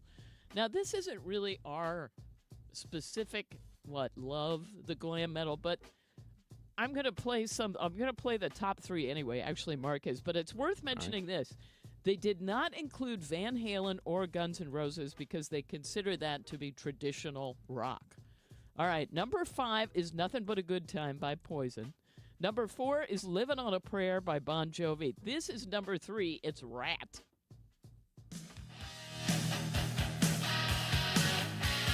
Round and Round. Yeah.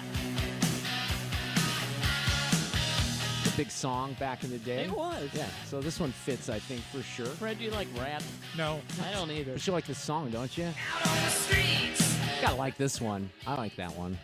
I don't use it as a bump, but I'm going to give props to Rat. All right, fine. And then number 2 is Motley Crue, and I did not know this song. It's Kickstart My Heart. You don't know this song? No. Oh, yeah, it's a big one. Whenever we talk about Motley Crue, I always have to refer to what I believe is the greatest piece of American literature ever created, and it's called The Dirt by Motley Crue, and it is just fantastic. It's one of the best books you'll ever read. They did a movie. I like the movie too, but What's The it Dirt. called? The Dirt. Oh, The Dirt. It's The Dirt is the story of Motley Crue told through the lens of each of the members, and they all tell it very differently. And there's a bit of sex, there's a little bit of drugs, there's a little bit of rock and roll, as you might imagine. But I'm telling you, fantastic book. Interesting. I mean, the fact that you read it makes me go, wait. Well, that's, I know. No? That's telling. rock and roll biographies. I do that. But I'm telling you, great. I'm putting it up there with, you know, some of the greatest pieces of To Kill a Mockingbird and things like that. The Dirt is right up there. Well, sure, especially since I only have one headphone ear, and I thought you said Dirk. Okay. And finally, this one, which I actually love, is Photograph by Def Leppard, number 1. And that would be the ultimate classic rock glam metal songs. Number 1 is Photograph. I love it. So I don't know why, but I kind of put Def Leppard in a bit of a different category than the other hair bands. Yeah, I don't know. How do you define glam? Okay, now they showed the video of this. Well, they showed it. I just looked it up on YouTube to grab the audio, and they got some hair flying around. But it's not the glam stuff with the makeup and the stuff of Rat, and the other stuff. But yeah. And Bon Jovi, you know, that's in there too. Would Kiss have been in there? Yeah, Kiss is in there, but they have songs that are much lower. Yep, so we'll see. Glam rock, does Def Leppard qualify? I don't know. I don't think so. It's those late, because they were early 80s. I'm putting, Rat totally fits. And then there's a couple others that I can't, like Pantera and some of these others I can't really think of. Right. You're right. Which, of course, just makes me think of pizza. But that's just a local reference. All right, a poll found the average person, and I think this is true, spends 40 minutes a day wishing they were somewhere else or thinking about their next vacation. That might be low for some people, especially if you get close. The average is 4 hours, 42 minutes a week. Now, I think that sounds high. Do you spend 4 hours and 42 minutes a week thinking about your next vacation or wishing you were...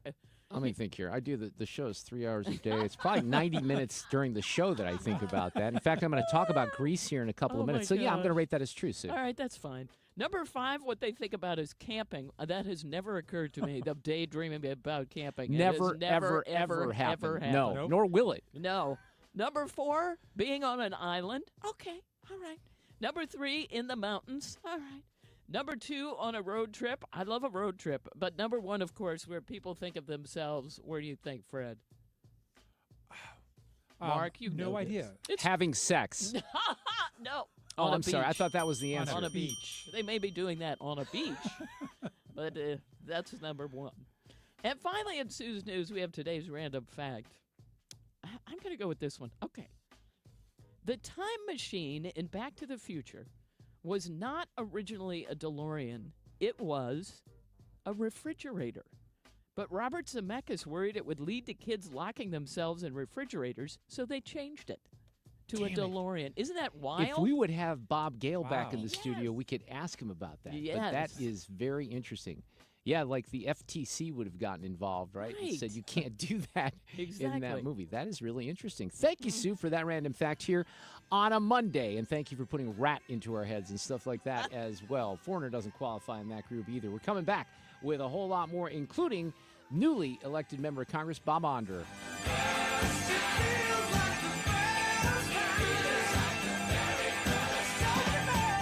A clear view of the roads from the Window World Traffic Center. Well, on the roads, we've got some volume out there. Right now, it appears to be in the usual places. They just cleared a stall westbound 70 at 6440, and there was a stall eastbound 270 past Lindbergh. That one blocking the right lane. But most of the volume right now is westbound 40, and it's Kings Highway out through McCausland. A little bit slow at Highway N. 70 westbound, we've got that moderate volume at West Florissant, and that's mainly due to road work. And then things open up. Go figure. Southbound 270, a moderate volume, and this is anywhere from Olive down through Doherty Ferry. 55 is slowing at Rivas Barracks in the construction zone, and that's about it. If you're headed into Illinois, we're pretty much okay on the bridges downtown. From the Window World Traffic Center, I'm Sue Thomas, 425 at 97.1 FM Talk. Thank you, Sue, and allow us briefly here to daydream a little bit about a vacation to Greece, because this is going to be spectacular. We have just a couple of cabins left. I talked to Mike Kenny from Defined Destinations. He's checking to see if we can get more cabins, because this thing is very successful right now. We leave at the end of April, the 27th, and we come back. Let me check the dates here on May 7th. And this is a small ship cruise. So a couple of ways to find out all the details. If you go to defineddestination.com, you can see the trip up there. I've pinned a direct link right there on my Twitter page at Mark Reardon KFTK. April 27th, we leave here from St. Louis. We go to Athens. We spend a couple of days there. Then we get on this cruise ship, which is, it's not like one of these big 3,000 to 500 or 5,000 people. This is very small. It's intimate, which is one of the reasons we don't have a lot of cabins for this. We've had a good response. I've got several people who went to Spain with me and Mike in the spring of 23 that are already signed up for this one. And if you'd like to find out more, go to defineddestinations.com. There's other things that you can do here if you need to add a couple of days. I know one of the guests is going to add a couple of days in Athens on the backside. Mike can work with you on all that stuff. Defineddestinations.com. Jump on board. Head to Greece with the Mark Reardon Show next April and May. And you can find out more on the top of my Twitter page at Mark Reardon KFTK. Why do the national tax resolution firms need the tiny fine print at the bottom of all their TV ads? Hi, this is Lance Story with the Lance Story Law Firm. You don't hear fast-talking disclaimers in our ads because the claims we make are 100% transparent. The Lance Story Law Firm primarily focuses on one thing, IRS problems, and we're regulated by the Bar Association, and we have a AAA rating with the Better Business Bureau. IRS issues are serious legal issues. The Lance Story Law Firm has helped thousands of clients navigate the best resolution plans, and we tell you up front exactly how much it'll cost. Tax resolution law is all we do. So before you send money to some out-of-town, high-pressure salesperson, give us a call at the Lance Story Law Firm, located right here in St. Louis. Call today to schedule your free consultation with me, 314-260-6120, or visit LanceDruryLaw.com. The choice of a lawyer is an important decision and should not be based solely upon advertisements. Mark Cox here. Did you know the Rockwood School District is a great place to work? They're currently hiring school bus drivers, cafeteria workers, and custodial staff. They have openings in Adventure Club, which is before and after school care. They offer competitive pay, flexible work hours, and a rewarding work environment. Discover the Rockwood Advantage and join an amazing team. Go to rsdmo.org/jobs. That's rsdmo.org/jobs. Hey guys, Glover here for my friends Mark and Neil Gelman from the Gelman team of eXp Realty. If you want immediate cash for your home or to see what your home is actually worth in today's market, find out for free from the local experts. 314-336-1991. Go to thegelmanteam.com. Financial health is more than just really the investments. You have to look at tax consequences. You have to think about legacy planning or generational planning or your healthcare options. Those all go together with your financial health. Join Matt Goolsby for Retire Hour to hear his team in finance, healthcare, estate, and taxes discuss changes in law, strategic planning, and answer listener questions. Submit your questions to be answered live on air at retirehour.com. Retire Hour, Sundays at 7 a.m., right here on KFTK. It's time for a $98 furnace tune-up. 428, this portion of the show sponsored by Jerry Kelly Heating and Air. News that's on time. On your time. Download the Odyssey app and dip in whenever you want. And stay on top of what's happening. 97.1 FM Talk on the Odyssey app. St. Louis is home for conservative talk. You're listening to The Mark Reardon Show. I have he's kind of a friend of a friend, although I know him, Stephen Watts. We go back a few years. He is a history professor at Mizzou. He's coming in here because he's written a brand new book. He's going to be at the St. Louis County Library on South Lindbergh tonight. Citizen Cowboy, Roy Rogers and the American People. Steve's great. He has written several books, including one on Hugh Hefner. We'll have to share some stories about that because he got to hang out at the Playboy Mansion a bunch back in the day. He's coming in here after 5 o'clock. We got Matt Pauley from the KMOX side, pinch hitting for Cusimano, who is off on this Monday afternoon. One of the newest members to Congress from Missouri is Bob Onder, who just won his race in the 3rd District. I believe he's in Washington getting his orientation right now. Congressman Onder, how are you this afternoon? Really well, Mark. Great to be back. Is it too early to say that because you haven't been sworn in? But this has got to be a fun time, right? Yeah, it is. It is. Like all orientations, there are some very routine, mundane things. But the best thing is getting to, filling out some paperwork and all that. But the greatest thing is getting to know some of my fellow members. It's really an exciting time to be here in Washington. Have you gone through your DEI training yet, Bob? You know, we just had that today. Yes. Yeah, wouldn't surprise me, right? Yeah. So a lot of things though are oriented toward constituent service, toward managing the members' budget, managing employees, and it's really that's important stuff. So no, I don't. Yeah. Do you have any relationship by any chance? Well, not only with Wesley Bell, but with any other members of the delegation on either side? Do you have relationships that you forged there? Sure. Really, I know all the members of the delegation. Wesley Bell, fairly recently, he and I have spent a fair amount of time together here in this orientation. Right. But actually, we went to a Mizzou football game last weekend together. So, yeah, I really I'll just say regarding Wesley, we have a big upgrade there. Well, yeah, and, the reason I bring it up is because one of the things that somebody told me, I can't remember if it was Jason or somebody else, that said that, members of the delegation try to get together on a regular basis across the state, and Corey was one that never did that. So, I think it is important. You have differences with people. They're on the other side. They're going to fight for what they believe in, but they represent Missouri, and it would be nice if everyone – I hope he's an upgrade. I still have some questions about that, but I hope you're right on Wesley Bell. Do you – go ahead. There's so many things about being a congressman that aren't partisan. And many times, a constituent calls the wrong office. So you want to get them in touch with the right person at Wesley Bell's office or Jason Smith's office or Ann Wagner's office. And then their interests, transportation infrastructure, appointments to service academies, veterans benefits, the cross-party lines. Right. So, I think that. And all that stuff's important. That is important. So how do committee assignments work moving forward, and what interest do you have there? Yeah, we really do. This is the time where we're kind of working that out right now. There's a committee called the Steering Committee at least for the Republican congressmen that it's a subset of Republican congressmen who some have votes on the committee by nature of being speaker or floor leader. Others are elected.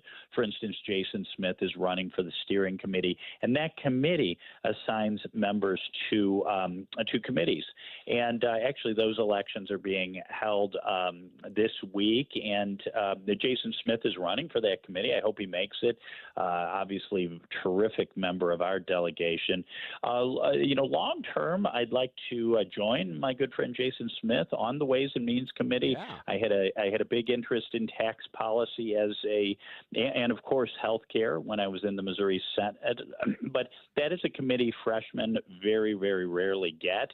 So I'm looking at education and workforce. I'd like to join Jim Jordan on judiciary. Yeah, a lot of options there. Ways and Means, a good goal. There's no doubt the tax writing committee is very important. It's nice to have Jason there as the chair. Along those lines, one of the things I think that was undercovered by our legacy media, Bob, in this election is that everyone's taxes go up unless Congress does something, right?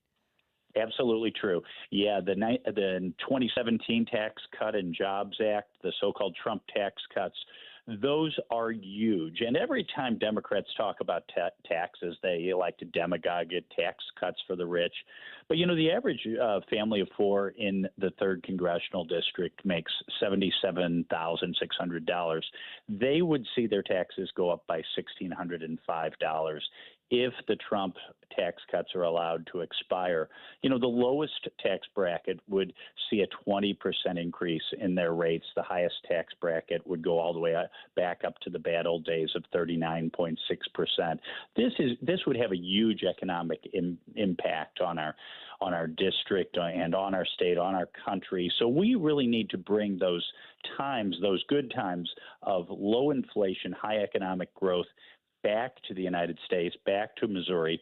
And I think renewing the tax cuts is part of that. And the other big part of it is going back to a sane, sensible energy policy where we have affordable energy produced in the United States, and we stop begging foreign dictators for oil. So it's a national security issue as well as an economic issue. I spent a little bit of time Congressman Bob Onder, incoming congressman with us, I spent some time in the last hour on an Andy Kessler column that was in the Wall Street Journal about DOGE, the Department of Government Efficiency that Vivek and Elon are going to handle. I'm very excited about some possibilities because I think you really can do things. Now, it's not going to be easy, but if you had to take a scalpel to some areas of the federal government, where would you start? Sure. I mean, first of all, Donald Trump can do a lot just by rolling back senseless Biden regulations. That's huge.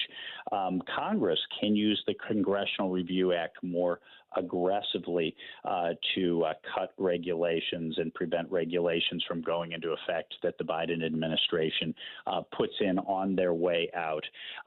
Definitely, we need to look at areas where the Biden administration is over-regulating domestic energy. That's got to be one of the first. We've got to allow the Keystone Pipeline to go forward. We've got to renew the leases that the oil and gas leases that the Biden administration just senselessly, canceled or delayed or stalled.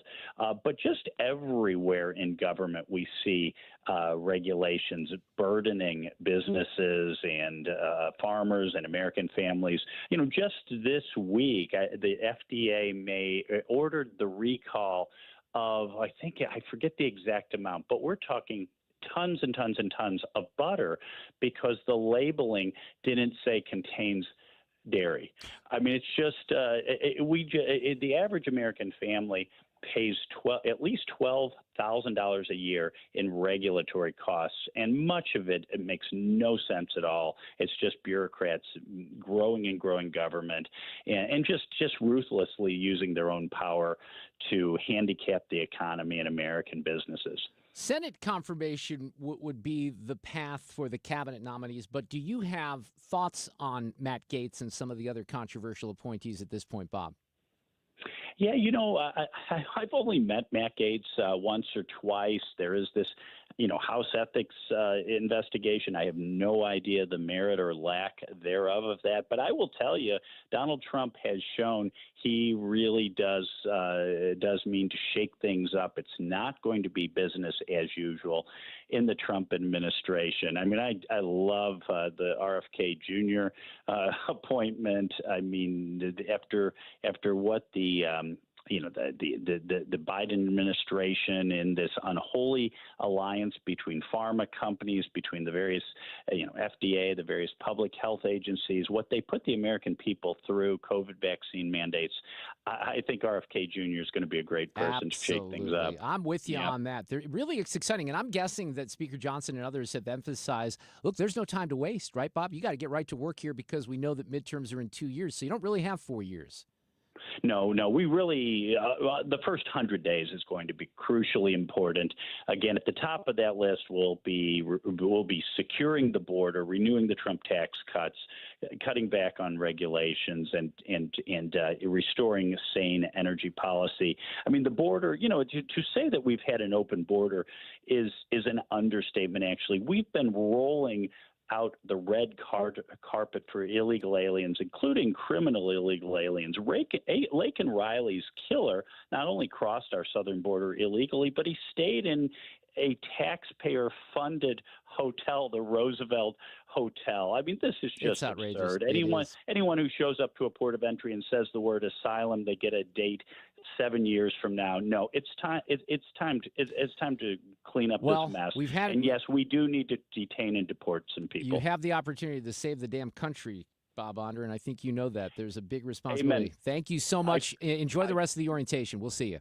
Thank you, Mark. I feel like God has given us one last chance. God bless. Absolutely. I totally agree with that. Let me, just because I forgot to play this audio earlier, we got Matt Pauley filling in for Cusimano this afternoon. We're going to touch a little bit on sports here in a second. But when I was talking about, and I'm trying to get Andy Kessler on, he was great in the Wall Street Journal this morning talking about DOGE, the Department of Government Efficiency, in different areas where you would, take that scalpel. This is not an easy mission, but I think they got the right people involved for sure. And here's Vivek talking about the possibilities here with DOGE. Over $500 billion that's spent every year right now was not even authorized by Congress in the first place. They can't even tell you where it goes. We've talked a big game for 40 years about cutting the federal government, about reducing the scope of the federal government. Politicians haven't been able to do it. And so Elon and I, we're not politicians. We're businessmen. We're coming at it from the outside. 40 years, he's right about that. That's what I talked about last week. That's why I voted for Ronald Reagan in 1984 and supported Republicans, and they have failed. Now, we know this is complicated. You need numbers in the House and Senate. Well, you got them now. What about the Pentagon? The Pentagon has just failed its 7th consecutive audit, nearly $1 trillion of budget. They can't even tell you where it goes. So I think part of this is exposing for the public the extent of that rot and waste, but then to take steps first through executive action and then laying the groundwork for broader change through legislation as well to rein in that deficit, to rein in that budget. Yeah, the latter is where it's going to be hard because exposing the rot, that's pretty easy. We mentioned earlier Senator Coburn used to do it in Oklahoma with the pork list every year, and there's a lot of fat. There is no doubt. We identify it on a regular basis. Getting rid of it permanently, a bigger challenge, but the right people are in the right roles for this job. We got Matt Pauley talking a little sports coming up.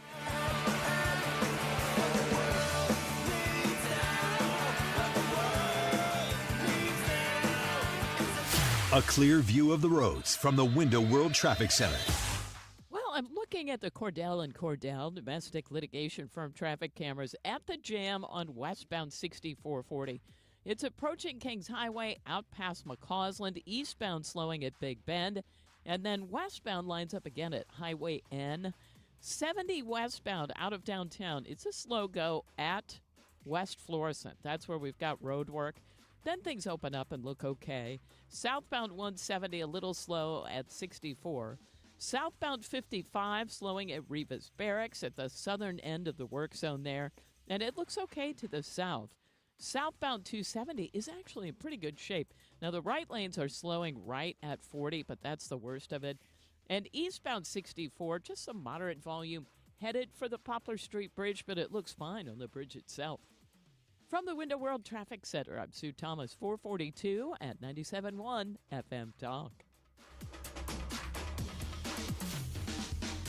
Well, I am looking forward to hearing once again from my friends at Michael's Flooring Outlet. We did a project a couple of weeks ago, replacing some carpeting with some beautiful hard flooring, some laminate that looks like real wood, and they can do that for you as well. Now, we ended up having some of the laminate left over, so what we decided there, I brought this up to Mike. I'm like, remember we were going to do that project in the basement a few years ago, and I never got to it because of budget issues. What can we do there? And he did some number crunching. We came in under the number for the first project, so we're going to do something in the basement here, and they have options for you as well. And by the way, you can do this on a budget where you want to redo a room with carpeting or hard flooring with the help of Michael's. They can help you do it. Just tell them what you're looking for, and that's where you really depend on the experts because you won't get that flexibility flexibility with people that don't know this industry, that don't know the right products like the great Mohawk products for your home, whether it's silky soft carpeting or hard flooring. They have 3 great locations, Old Town St. Peter's, in Darden Prairie, and also in West County on Olive. The website, igotfloored.com for Michael's Flooring Outlet. Hi, this is Thomas Helbig with the Retirement Advisory Group. Hi, I'm Bob Kershaw. As a family business, we are committed to protecting your retirement, whether you are nearing retirement or already retired. What if it were possible to protect you from market downturns without having to make an emotional decision to buy or sell? What if you could take advantage of a strategy that would automatically take you out of harm's way during the bad years and position you for the growth opportunity during the good years? The secret is in linking safely to the market without putting your principal at risk. By linking to the market instead of owning the market, you can participate safely on autopilot and lock in your gains without creating a taxable event.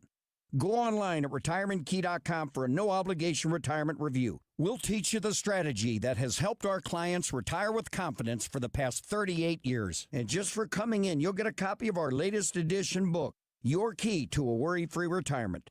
So go online at retirementkey.com. That's retirementkey.com. Tune in to the Home Improvement Show, sponsored by Mosby Building Arts, Saturdays 12 to 1 p.m. on 97.1 for expert advice on remodeling, design, and construction. This live Q&A show begins at noon, or find podcasts at mosbybuildingarts.com. Lifestyles Unlimited, the education and mentoring group with a roadmap and support to help you real estate retire. Having the consulting team, having other avenues within your whole system is what's made y'all successful. Everyone is there to guide you to be successful. So it's just up to you to get off the butt and do it. Do it. Take action today. Get educated now at Lifestyles Unlimited. Text the word radio to 88007. That's radio to 88007. Join for $297, a 60% savings. Lifestyles Unlimited. Text radio to 88007. Diamonds Direct's biggest and most spectacular sale of the year is starting now. For the first time, it's bigger than ever. Take 20% off virtually everything. Rings, earrings, pendants, bracelets, everything to make this holiday sparkle. This weekend, we're decking the halls with an expanded selection and top designers' appearances in the store. 20% off now through Sunday. Plus, book an appointment and get an additional $100 off. Open all weekend. For the best selection, quality, and price, shop direct. Get details at diamondsdirect.com. It's time to book your holiday parties today with Grill Master Tony. Mark Cox here. Grill Master Tony's schedule is starting to fill up. So make your holiday parties easier and tastier with Grill Master Tony for your holidays. It is the season. Choose from brisket or pulled pork or chicken and all the sides, the roasted potatoes, the bourbon baked beans, the French bread from Pete's Italian Bakery on the Hill. Also, don't forget your company parties and your holiday lunches. Visit grillmastertony.com.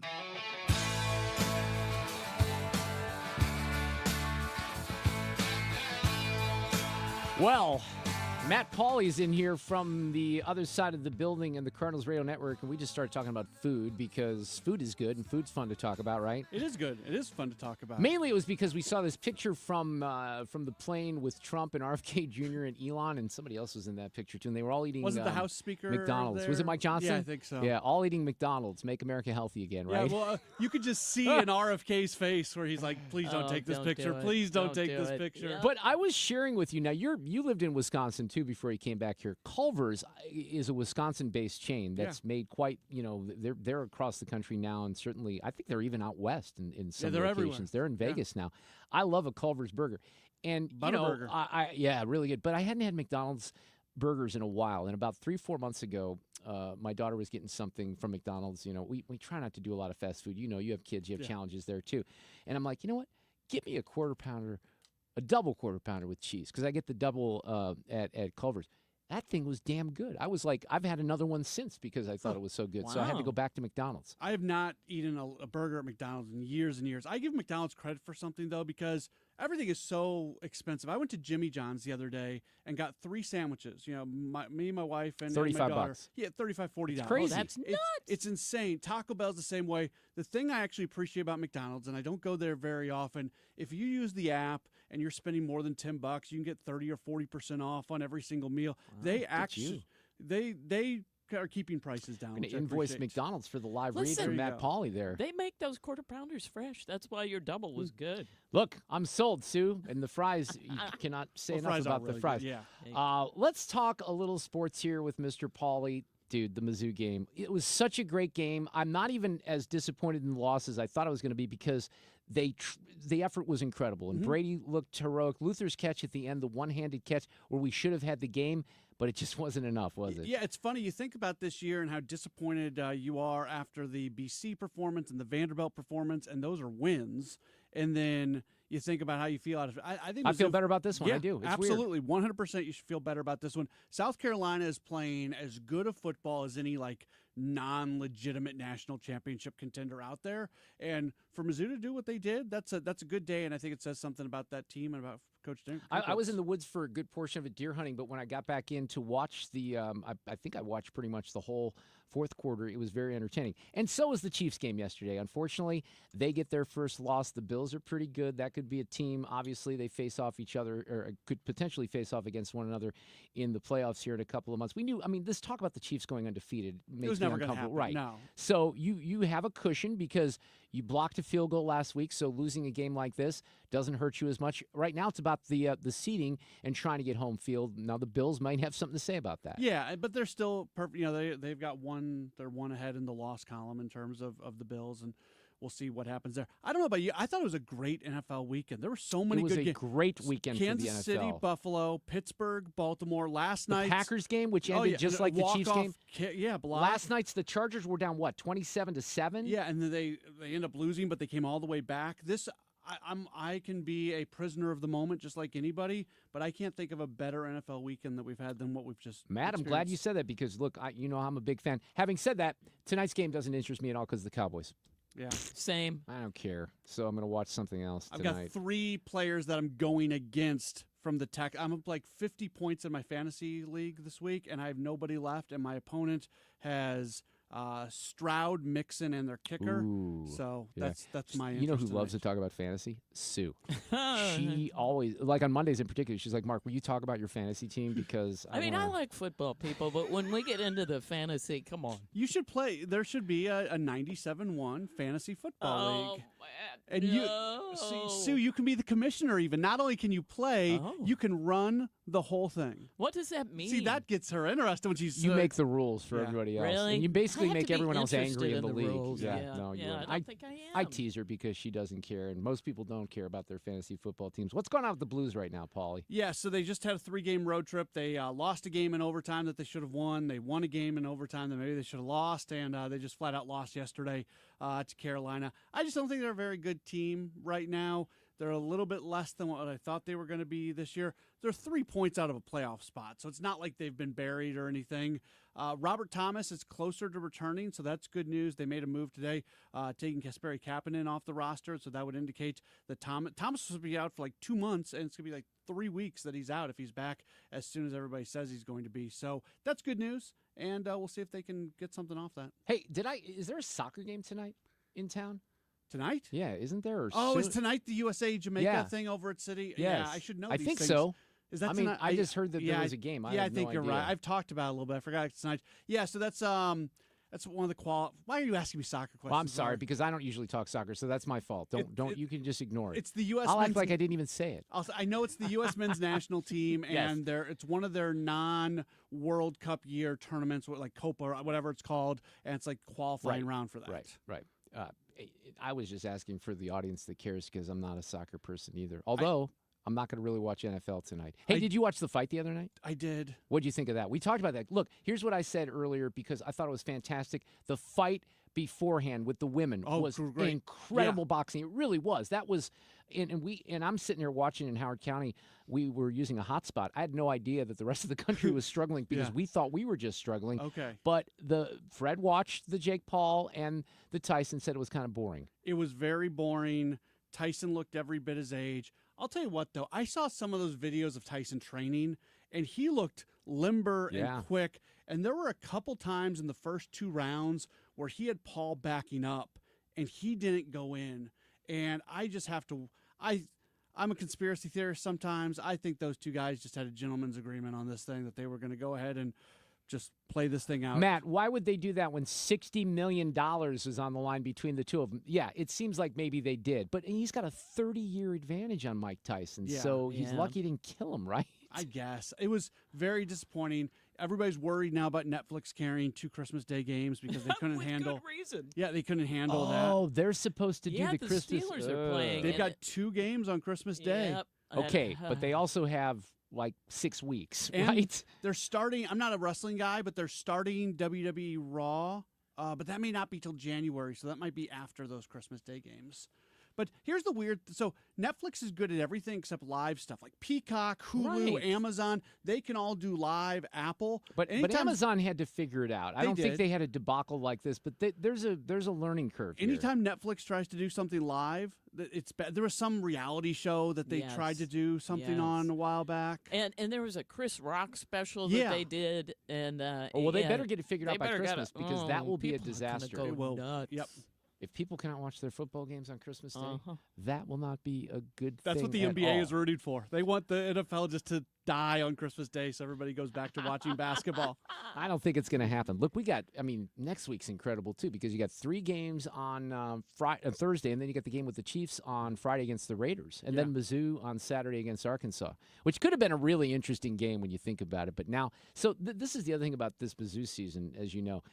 Not a bad season, right? When you look at the wins and losses, maybe ends up with just 3 losses, but you feel like it's a disappointment because you're not in the CFP. Yeah, and that's one of the bummers about the expansion of the college football playoff. One of the few bummers. I like the expansion, and it's made so many more games mean so much more. Like last weekend when Ole Miss and Georgia were playing, if Ole Miss loses that game, they're out of contention. You know, there's so many games over the course of the year where it's an elimination game, so it's almost like the playoff is going on throughout the season. I think it's it puts a lot more on the line, and I love the fact, and we'll see how long something like this lasts, but that there's a team like Indiana in the mix right now. That's kind of cool. Yeah, they're Just really good. The non-traditional powerhouses. And this is what we like about the NCAA, basketball tournament as well. You got somebody that can come in there, at least make a little noise for a while, which is exciting. Matt, thank you so much. You bet. We'll talk soon. We'll talk maybe when Netflix figures out live streaming the NFL. We'll see you. Have a great week.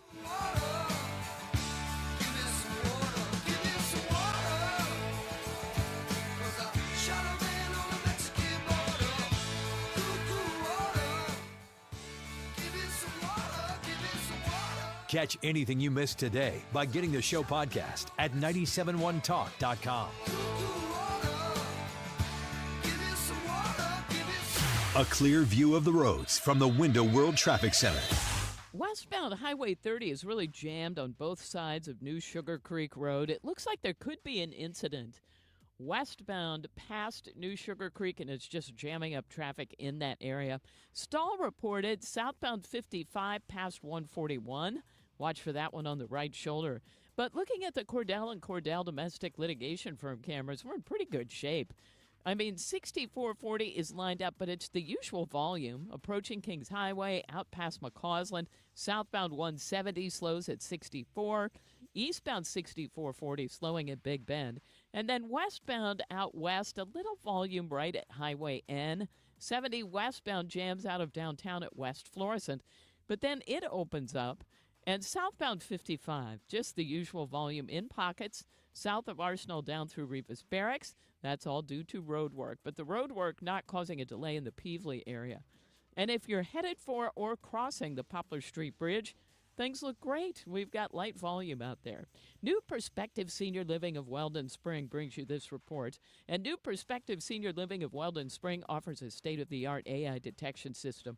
Modern apartments, delicious meals. New Perspective of Weldon Spring is redefining senior living. Visit npseniorliving.com to schedule a tour day. From the Winter World Traffic Center, I'm Sue Thomas, 456 at 97.1 FM Talk.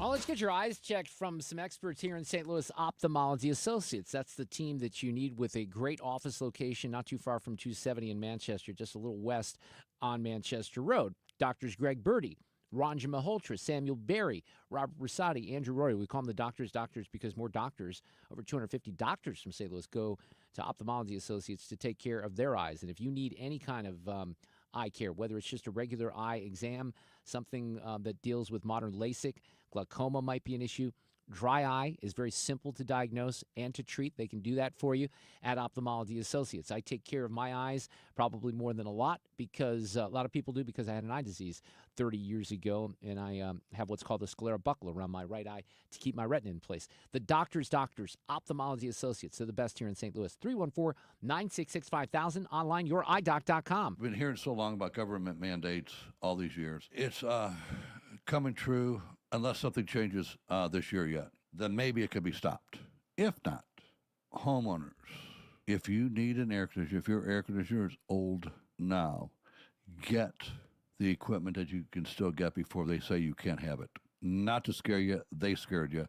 I'm just saying, the equipment we have right now, unbelievably better than what you have because your equipment's 15 or 20 or 30 or 40 years old. So if you're looking and if your system's that old or if people are saying it's old and you new, I'm not going to waste your time. But if you call me, one easy number in Missouri and Illinois, the easiest of numbers. All right. So it's not the easiest. I have forgotten the number, even as many times as I put it up. But 314-293-2600 or go to the internet, bartinman.com.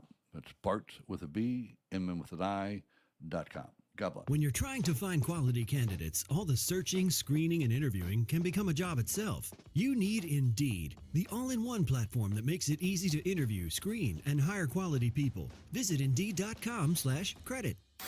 The entire Democrat Party at this point is making fools of themselves. Have something to say? Say it here. And I think the country sees that. 97.1 FM Talk. The election is finally over. Now you can get the cash you need. Imagine what you could do with $50,000. Pay off credit cards, do home improvements, or even pay off auto loans. Golden Oak's mortgage rate is 5.25%. There's no out-of-pocket costs, so call today and make no payments until next year. Call 314-567-GOLD. Golden Oak Landing cured my blues. 6.19 APR, FHA, 15-year, 20% equity qualified credit. Additional terms apply. NMLS 114937. KFTK FM Florissant. From the Onder Law Injury Lawyers, GetJim.com studio. That's GetJim.com. 97.1 FM Talk. Always live on the free Odyssey app. Billions in disaster aid. I'm Lisa Lacera, Fox News. President Biden calling on Congress to pass a $100 billion disaster aid package for victims of Hurricanes Helene and Milton. Senate Majority Leader Chuck Schumer says it's necessary. In some cases, like the SBA, Small Business Administration, funding's already dried up. Without congressional action, the federal government may not be ready to respond to the next wave of disasters when they strike. The Senate Appropriations Committee expected to hear from the heads of several government agencies that would get the funding through the request later this week. The aid could be attached to any spending bill Congress passes by the end of the year. A Senate panel set to hold a hearing tomorrow on incidents of Chinese hacking, including a recent one involving U.S. telecommunications companies. And panel chair Connecticut Democrat Richard Blumenthal says he plans to raise concerns about Elon Musk's potential conflicts of interest with China as Musk becomes more involved in government affairs. The governments of Germany and Finland expressing concerns after the discovery of a severed undersea data cable that runs through the Baltic Sea, saying it raises suspicions of sabotage after the decision by the U.S. and NATO to allow Ukraine to use long-range tactical weapons inside Russia. President Biden's decision, I'm told by a senior U.S. official, was spurred by the Russian decision to invite 10,000 North Korean soldiers into the fight against Ukraine in Kursk, in western Russia along the Ukraine border. A second U.S. official adds it's not clear at this point whether the president plans to authorize the use of the ATACMS, or American long-range strike weapons, beyond the Kursk region. Fox's Jennifer Griffin at the Pentagon. The Kremlin warning that Biden's decision adds fuel to the fire of the war and would escalate international tensions even higher. On Wall Street, the major indexes ended the day mixed. America's listening to Fox News. Everywhere you look, things are getting more expensive. So at Consumer Cellular, we're lowering the price for those 50 and up. Now you can get unlimited talk, text, and data for $30 a line when you buy two. That's just $60 a month for 2 unlimited lines. So if you're 50 and up, make the switch and save. Come on, you've earned this. Call 1-888-FREEDOM or visit consumercellular.com today. Requires 2 lines of service, age validation, and credit approval, subject to system and area limits, taxes, and other fees apply. Point! Hey, you okay? You don't normally miss those shots. Ugh, I just haven't been as regular lately, and it's making me feel sluggish. You should try Metamucil. It's been a game changer for me. Metamucil's plant-based psyllium fiber helps trap and remove the waste that weighs you down. Ace, you're moving better than you were last week. Definitely. Metamucil keeps you moving. These statements have not been evaluated by the Food and Drug Administration. This product is not intended to diagnose, treat, cure, or prevent any disease. Learn more at metamucil.com. Air Comfort Service, heating, cooling, and insulation. Weather. Chief Meteorologist Dave Murray. Low fall through the 60s this evening and only 55 for the low. Windy all night long. Now, there will be another batch of rain and some thunderstorms from about 9 o'clock tonight until about midnight, 1 o'clock in the morning. Then on Tuesday, it's all gone. Sunny. It's still nice. Breezy from the southwest, 65. Turning colder Tuesday night, Wednesday, sunny and chilly. This is 97.1 FM Talk. Chief Meteorologist Dave Murray. The choice of a lawyer is an important decision and should not be based solely on advertisements. If you've been hurt on the job, you don't need the biggest law firm. You need the best. Onder Law, voted 2023's best law firm in St. Louis, is the insurance company playing games, trying to deny the medical treatment you need, refusing to pay your lost wages. Let Onder Law fight for the benefits you deserve. Injured on the job? Call Onder Law for free. 314 or 618-9-MILLION. That's 314 or 618-9, all zeros. Are you a business owner looking to grow and succeed? The St. Charles Regional Chamber is here to help. I'm Scott Tate, President and CEO. As the region's largest chamber with nearly 1,200 members, we offer networking, marketing resources, educational programs, and more to support your business. Whether you're a seasoned entrepreneur or starting out, we have the right membership option for you. Explore our investor levels for exclusive benefits or try our free basic membership. For more information, visit stcharlesregionalchamber.com. Police officers and firefighters get in the ring for the 37th Budweiser Guns and Hoses presented by Stiefel. It's the night before Thanksgiving at the Enterprise Center. Get your tickets now at stlgunsandhoses.com.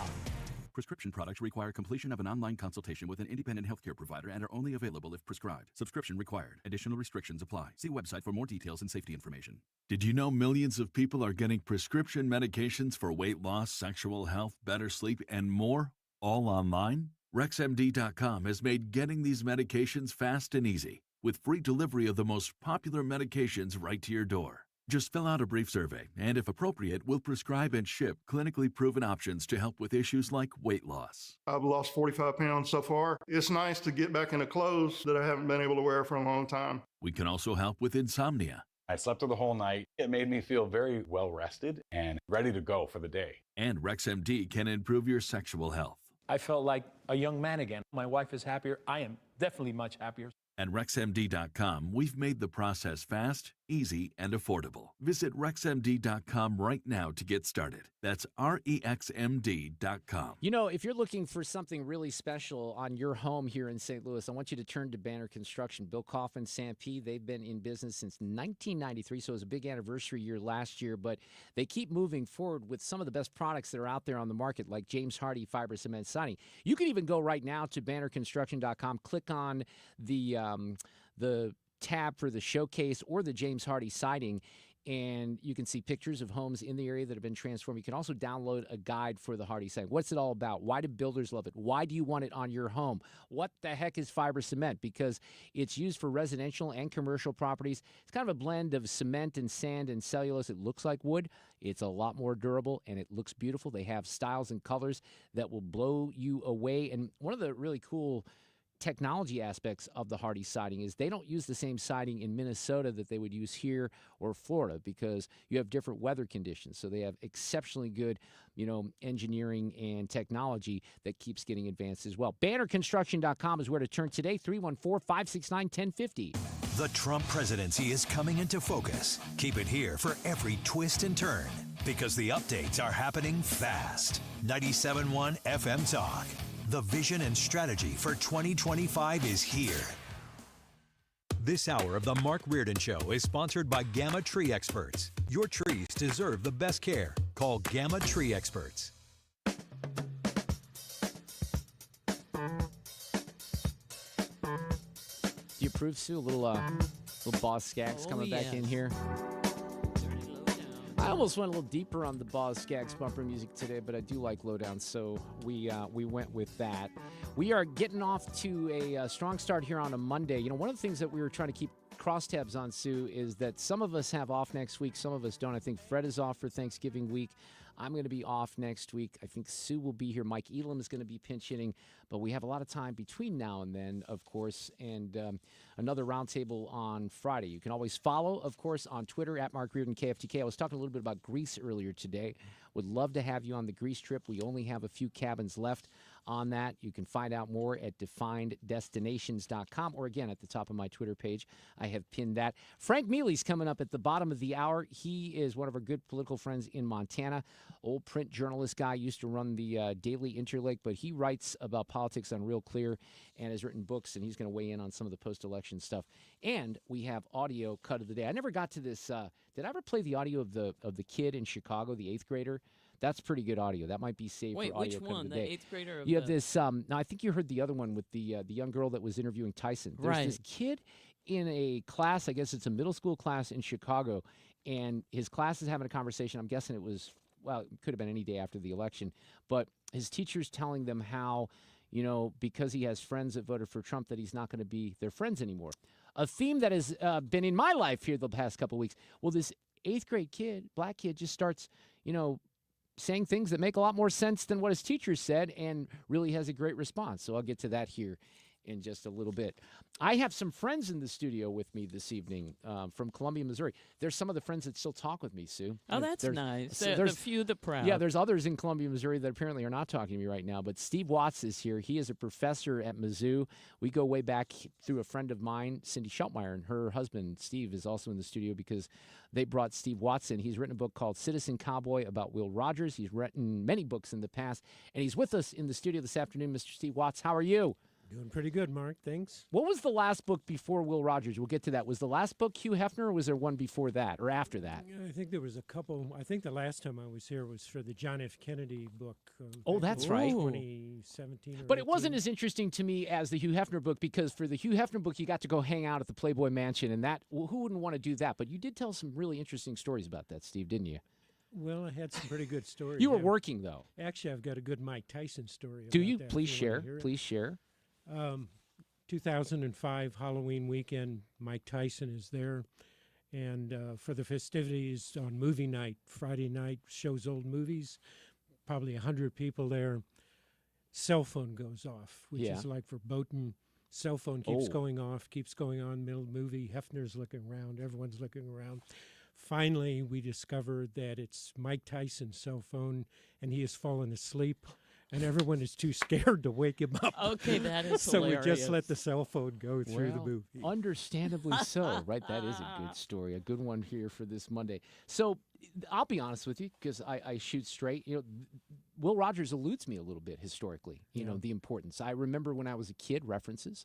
And even, you know, Sue and I are roughly the same age, so we were talking before the segment. Don't know a lot about Will Rogers. Let's start with one of those basic questions of an author and a historian like yourself. Why focus on this guy? Well, I'm a cultural historian, and all the books I've written have been about cultural figures. And Will Rogers was probably the most popular man in America from about 1915 to his death in 1935. He was a humorist, an entertainer, a writer, a movie star, a radio host. Yeah. And he was one of these people who just seemed to catch the public imagination, and just a tremendously popular person.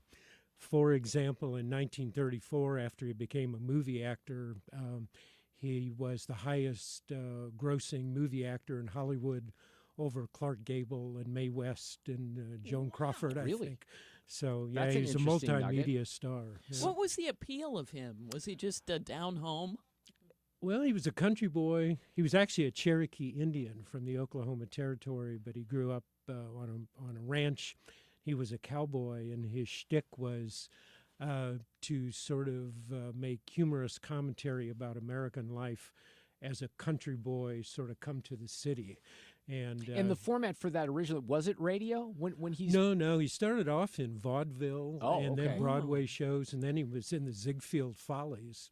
And from there he got into radio first, and then the silent movies, and then the movies in the 30s. But without, I'm not completely sure. Let's go back to, when did he start, Steve? 19... Well, he started in vaudeville around 1910, Okay. give or take, and then... If I'm not mistaken, I'd have to check with Elon, but I don't think the X, formerly Twitter, was around in 1910, right? So how does a guy like that who's starting on vaudeville kind of, obviously when you have movies that come out and radio shows, but how do you start sweeping the nation like that? Well, he's a really interesting guy because he was a kind of media revolutionary, because it's in the early 20th century when you get mass market newspapers. He wrote for mass market magazines, phonograph records, the radio's coming into existence, vaudeville, Ziegfeld Follies. So he's kind of a mogul, though. Well, he had kind of a multimedia platform, Right. he would say, and he's on all of them. So Americans encountered him often daily in their life. His newspaper column was in 300 newspapers around the country. And when he was writing a newspaper column, was he more of a humorist, or was he trying to make some political points? Well, both, actually. He often said that he didn't just make sort of stupid jokes, but he wanted to make humorous comments that you'd be there with your friend and you'd kind of nudge your friend and say, he's kind of right about that. So I think he was trying to make serious commentary using humor as a kind of means to do that. Citizen Cowboy is the name of the book. One thing I want to mention here, Steve, you're going to be at the St. Louis County Library on Lindbergh tonight. What time Right, is that? 7 o'clock. 7 o'clock. 7 to so 9. if you'd like to swing by the library and see Steve in person, these are always great events that they do there at the library across from Plaza Frontenac, so you can learn a little bit about this book, Citizen Cowboy. Is it out yet? Is it now out? It is. It's out, and you can get a signed copy if you come. So what kind of, you went to the Playboy Mansion when you're doing a book on Hugh Hefner. In this situation, how do you do all this research? Yeah, well, this wasn't quite as much fun as the Playboy Mansion. But, there is the Will Rogers Museum and Archive in Claremore, Oklahoma, which was right where he was born. And it's a really great museum, but they have all his papers there and all of his personal effects and letters and the like. So I did quite a bit of research there. And all of his newspaper and magazine writing have been published in series of volumes by, I think it's University of Oklahoma Press. And his movies you can still get access to on YouTube, actually. See, and I don't even know, Sue, I know I've seen clips of Will Rogers before, but I don't know that I can't name a movie. No, I just looked him up, and you'll say, oh, yeah. Yeah. But you're right, because, if they didn't show it at Channel 11 on the weekends when we were kids, Then we you did didn't not see see it, right? No, right, exactly. I understand. That's right. But he was a singer, too, yes?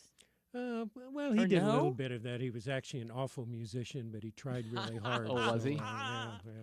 Well, I can imagine that, I don't know how much was involved in this book and the research, but there would have to be a fair number of family members that are still alive? Well, there's only a couple of his great-grandchildren that are still alive, actually, so not a lot of family members are around. But his papers were there, so that was, that's the real gold mine for a writer. But when you decide, I don't know what I've always find it fascinating if I talk to a musician about what the process is for writing a song, because everyone has different stories there. Directors, actors have different, process.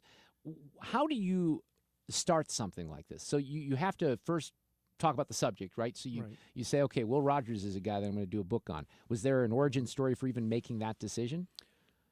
Well, when I finished the Kennedy book, I was just looking for a new figure to write about, and I knew about Rogers. I taught about him a little bit when my courses at Mizzou, and I don't remember when it happened, but I thought, well, he's kind of an interesting guy, and I began to look into his background, and I think the last biography of him, serious one, was like 35 or 40 years ago. Oh, that long It's ago. pretty out of date. And so I kind of just circled around and wrote up a proposal. And, that's kind of how you get the ball rolling. And then forgive me for not knowing this. Are you still actively a professor at Mizzou? No, I retired. Okay, and I appreciate that. So that gives you a little bit more time. But then No more time. How long does this all take? And then how much, research and writing do you have to do here? Well, my sort of common time period for doing a book's about 5 years. So this one took about 5 years to do. I could see that. Usually do some research and get ahead of the game a little bit. And so I'd go do research and then I'd come home and write. And then I'd go do more research and then write. And so you do a little research ahead of the curve. Do you send what you write to anybody to take a look at it or not? I mean, not like our friend Cindy here. Yeah. Or I know an editor is going to take a look at stuff like Yeah. that. But do you ever get feedback from family or friends, or do you? Yeah, I have some family and friends. Well, like Cindy, Yeah. and my wife and I have some other friends and colleagues in town, and my agent read some of it, and my editor at Cambridge, and It's just a process. Yeah, it is a process. Yeah. Okay, can I ask a dumb question? That's my specialty. Okay, good. Who is Roy Rogers and who is Will Rogers? And are they're not related, right? Not related. No. Okay. Roy But that's not a Rogers- bad question, No, not considering. bad. Yeah, that's a good question, Sue. Don't insult yourself. Well, because I get confused. When I drive on the Will Rogers Turnpike, I think, oh, yeah, Will Rogers. But that's not Roy Rogers. No. And Roy I don't think they Rogers- have anything to do with each other. Yeah. Roy was the TV star in the 50s with the horse Trigger, and yes. Dale Evans was his wife, and Okay. TV Saturday Okay. morning, if I remember correctly. Okay. But no relation whatsoever. relation. Okay. Oh, interesting. All right. Were there things that happened, Steve Watts, along the process of a project like this that kind of took you in a different direction than you expected, or that were surprising in any way? Well, the one thing I didn't know at all when I started this project is that he was a Cherokee Indian. He was born into a prominent Cherokee Indian family, and his father was kind of a big shot in the tribal government in the Oklahoma Territory. So he grew up sort of in a very different way from what I would have ever anticipated. So then, how did he discover his passion, if you will? Like, here I am. I'm a kid in 1975, and I'm listening to the radio, and I got my headphones on. I'm like, man, I'd like to talk on the radio and be a disc jockey. And that was where, the origin of my dreams. But how do you, especially in an era like that, develop into what he became? Well, it's kind of a strange thing. His father wanted him to be a rancher and a sort of a businessman rancher, and he was a cut-up and a show-off and didn't cotton to that at all. And what he was attracted to was throwing the lariat. So he was a cowboy, a real cowboy, and he loved to throw the lariat. Who doesn't love to throw the lariat? I can't I think was of a talking person. about that. Someone asked me what are you going to do tonight. I'm probably going to throw the lariat. He eventually became a lariat artist and sort of starred in cowboy shows. And that's how he really got his start in show business. And later on, when he became famous, some smart aleck dubbed him the country's poet laureate. So, but did he have an appreciation that he was? I'm guessing that he was a showman. That it was a lot of it was show business. He did early on. I think he's one of these people. I think had a kind of sixth sense for what he was doing at a deeper level, and I think he knew he was a showman at heart. And as his humor developed, he had a kind of sense that was his calling card, I think, to fame and fortune. Well, the book is called Citizen Cowboy, Will Rogers and his and the American People, not his, the American People. Stephen Watts is the author. He's going to be at the Public Library of Lindbergh tonight with the brand new book that is out. Are you already working? I'm guessing the answer is yes on the next project. No, I'm slowing down Are in my you? old age, so I'm still promoting. Take a this break, one and enjoy doing your some time, stuff. Steve. That's what I Yeah, would say. You've done so much. Name some of the books that you've written over the course of your history. Well, books for the public. I've written biographies of Walt Disney, Henry Ford. Walt Disney. We talked about that alongside. Hugh That's a great Hefner, story. Dale Carnegie. That's right, Carnegie. John F. Oh, Kennedy, and now Will Rogers. But you've also, if I heard through the lines there, you've also done some textbooks and stuff like that too? Well, early on, I wrote a couple of books for Johns Hopkins Press, sort of professional history type stuff. Would you like to take a little bit of a leap into what people are experiencing on college campuses all across America with some of the, when I went to Mizzou, I'll put it this way, I'm not trying to drag you into the politics, but I had professors in 1983, 84 that didn't like Ronald Reagan, and there were certainly things that were said in classrooms, but I feel like it's a different time right now with kids and with professors, Steve. Yeah. Well, I think I can say with some safety that there's not a lot of happiness on college campuses, including Mizzou, with recent events, shall we say. So, well, if I may throw in too, one of Will Rogers' best-known saying is he said, I belong to no organized political faith. I'm a Democrat. That's pretty So good. that I may love some- that. That is very good. That's a good quote. I like that a lot. All right, well, get the book. Order the book. You can find it at all your sources. You get a signed copy if you go to the public library off of Lindbergh tonight. Steve Watts, thank you for coming in. I appreciate my friend Cindy Schoutmeyer and her husband Steve for, hopefully you're charging them a lot for the limo service and the transportation. I would invoice them heavily. Well, they're kind of providing security and all kinds of things. It's good to see them, though, but I don't get to see you guys as much. We would every once in a while hang out at a Mizzou basketball game, and then, COVID kind of blew everything up, and we've lost touch a little bit with even people we were close to because we got thrown off our rhythms. So it's great to see you, and it's great to see Cindy and Steve. Steve, good luck with everything with the book. I appreciate it. Thanks. Thanks for coming in. Thank you. We got Frank Miele coming up to talk some politics next on 97.1 FM Talk Plus, an audio cut of the day.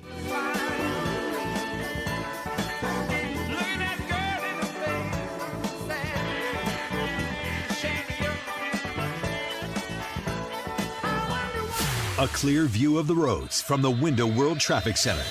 Looks like to me we've got the regular volume out there. If you are leaving downtown on westbound 70, it's a little bit slow at West Florissant. That's all due to road work, and they've got a lane down. But then it opens up and looks fine to the west. Now, 64 is a slow go, and this is Kings Highway out through about Hanley.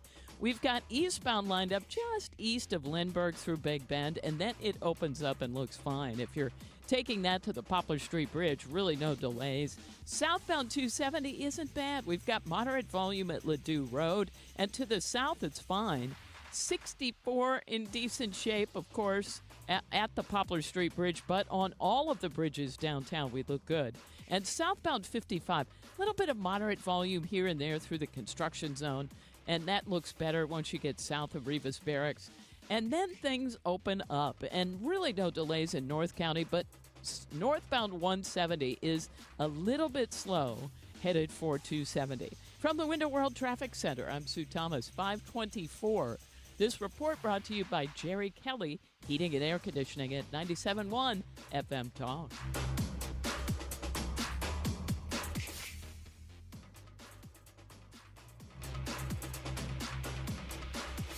Right now, the Fix-It-Right guys at Jerry Kelly will come tune up and inspect your furnace for just $98. It's normally $143, and that's very little money for a whole lot of peace of mind. Check it out now at JerryKelly.com.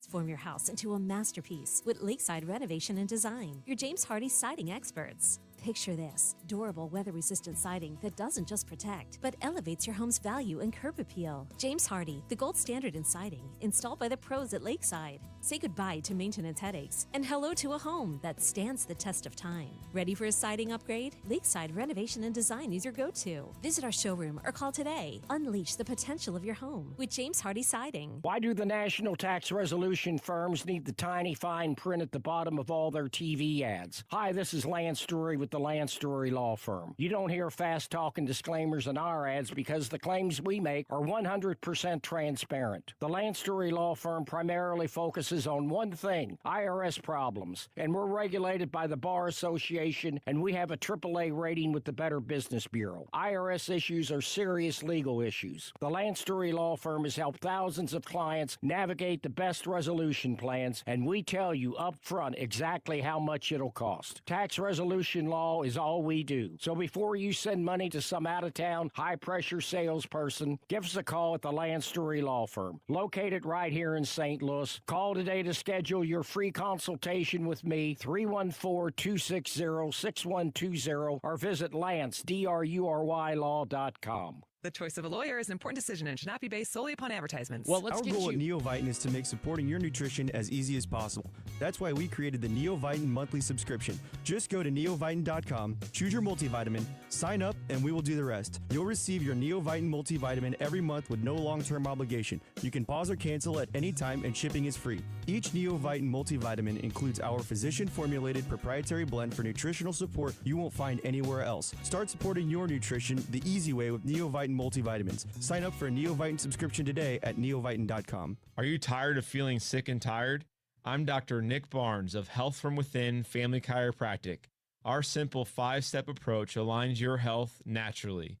We correct spinal abnormalities to maximize nerve supply, focus on pure and simple nutrition, exercise and oxygen, mindset, and minimizing toxins in your body. Transform your health today with Health from Within, conveniently located on Manchester in Rock Hill or online at healthfromwithinstl.com. It's time for a $98 furnace tune-up.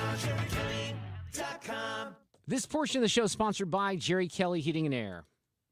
We love Guns N' Hoses, and that's why we're going to be the first station to ever broadcast Guns N' Hoses the day before Thanksgiving. Mark Cox here. It's November 27th at the Enterprise Center. Tickets and info are at 971talk.com.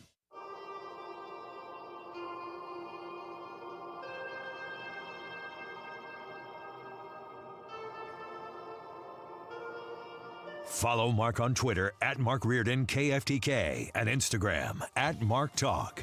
This is the Mark Reardon Show. Well, it feels like a Monday for me. Does it feel like a Monday for anyone else?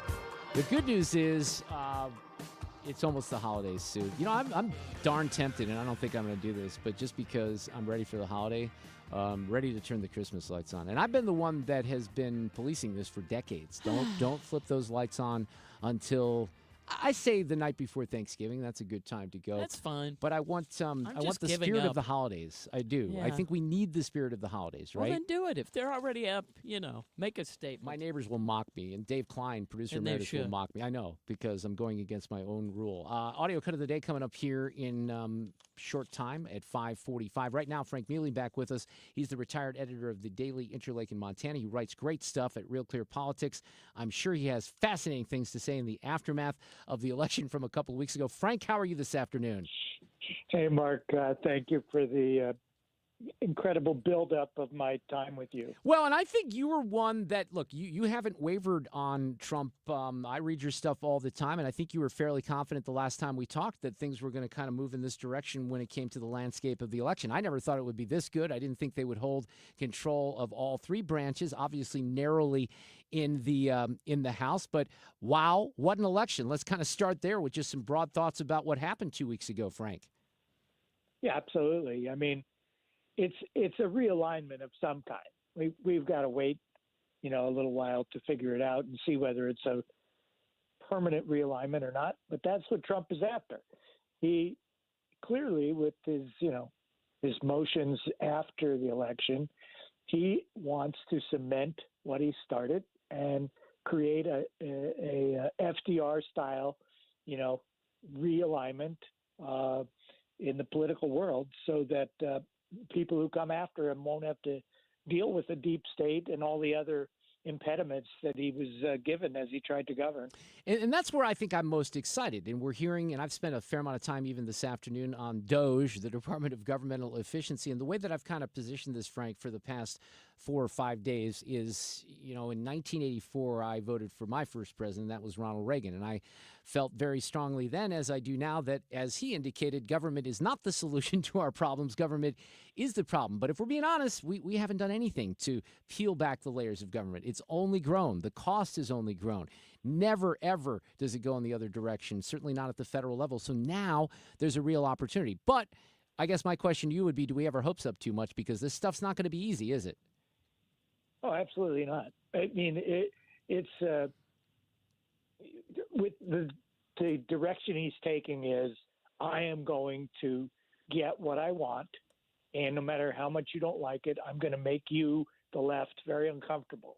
And people don't like that because we've been taught for decades that the way to govern is to get along and to, make these compromises and bring the other side on board. But bringing the other side on board is what got us the $35 trillion deficit. I mean, it's why we don't have true government, where the people are expressing their will through the government. The government has become a leviathan that's got a life of its own.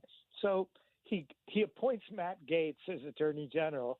I mean, it's laughable on every logical basis. Sort of that is, you would yes. ever imagine it. Right. So there's got to be something to it. And my thinking is, he's saying, I'm going to start with Matt Gaetz, and if you don't take Matt Gaetz, I'm going to go to Paxton in Texas, the guy who the Texas legislature impeached and tried to get off. And if you don't like Ken Paxton, I'm going to go with Mike Davis from Article 3 Project. That it's going to get worse and worse and worse for the left and the Democrats. And eventually they're going to say, well, we got to okay somebody. And he's going to get what he wants. It may or may not be Matt Gaetz, but it's going to be somebody. If Tulsi Gabbard goes down, he's got Mike Flynn waiting in the wings. What's going to happen to the heads of the liberals? Just when when you Mike thought, Flynn comes back? just when you thought the heads have exploded, as much as they are, they will explode more. Look, the Gates one in particular does confuse me, just because I think with the other ones, and I know there'd be some questions about Pete Hegseth at defense, and I don't know enough about Pete to say he's not qualified. What I do know is that there've been people in this Biden administration, and let's face it, in the Obama administration and others. The big thing for this administration that we're about to show the door is it has to be the first, right? It has to be the first woman, the first African-American woman, the first lesbian woman, the first trans man, the first this, that. It's all about the first. It wasn't about the qualifications. So it's interesting to me that the reporters and journalism is always, all of a sudden, Frank, focusing on, actual experience. That's unique to me. Yeah, qualifications and merit. Imagine that. I definitely think part of Trump's fascination with Matt Gaetz is the fact that Trump has been accused of all of this skullduggery and, sexual impropriety and everything else. And Matt Gaetz has been accused. And the Department of Justice under Joe Biden declined to prosecute Matt Gaetz. It makes you wonder what kind of evidence they have about it. And Molly Hemingway wrote a really great piece today or yesterday about, the evidence against Matt Gaetz and how weak it is, and how the people who are accusing him of this impropriety are themselves in jail or, otherwise engaged in moral turpitude. And, so Matt Gaetz is, he got accused. He probably has done some things in his life he wishes he hadn't done, but who hasn't? Well, here's one of the problems, and you know this as a journalism guy. I know what I know about Matt Gaetz basically because of the legacy media. You read something here, you read something there, you see something on Fox, on CNN, or whatever. I don't know a lot about the guy, but what I do know is that I don't trust any of the information from the legacy media. They proved it time and time and time again. So that's where, and I even said this last week in the aftermath of the nominations, I have to keep more of an open mind, because we've all been misled. And let's face it, Frank, I've misled people down these paths based on some of the things that some of the legacy coverage has, called out inaccurate ways, in inaccurate ways in the past few years. So I want to be more cautious than ever because of what I'm told about different people and not what the truth is. Yeah. And one of the great ironies of this thing is the Robert Kennedy nomination, and the legacy media is all about, it's dangerous to put him in there because he says that Big Pharma is bad and we have to trust Big Pharma. Well, what percentage of advertising supports the cable news channels? 80%. From Big Pharma? Yeah. It's unbelievable. They're in the pocket of Big Pharma, and meanwhile, with a straight face, they can say, "Well, Bobby Kennedy's a danger." It's hilarious. They keep doing this with even, I was playing some of the stuff earlier because Sonny Hostin is going crazy over at The View, the most definitive political talk show in America. And listen to what she said here. Look, the bottom line is that America needs a free press that is willing to speak truth to power right now. So she's referring. So Frank, she's referring to Joe and Mika heading down there to Mar-a-Lago, kissing the ring, and she actually doesn't have the awareness to indicate to her audience that, part of the problem here is that journalists have no credibility whatsoever. And she's talking about how journalism has to speak truth to power after what that particular industry has gone through in the past 8 years in particular. It's ridiculous. But they keep saying things like that.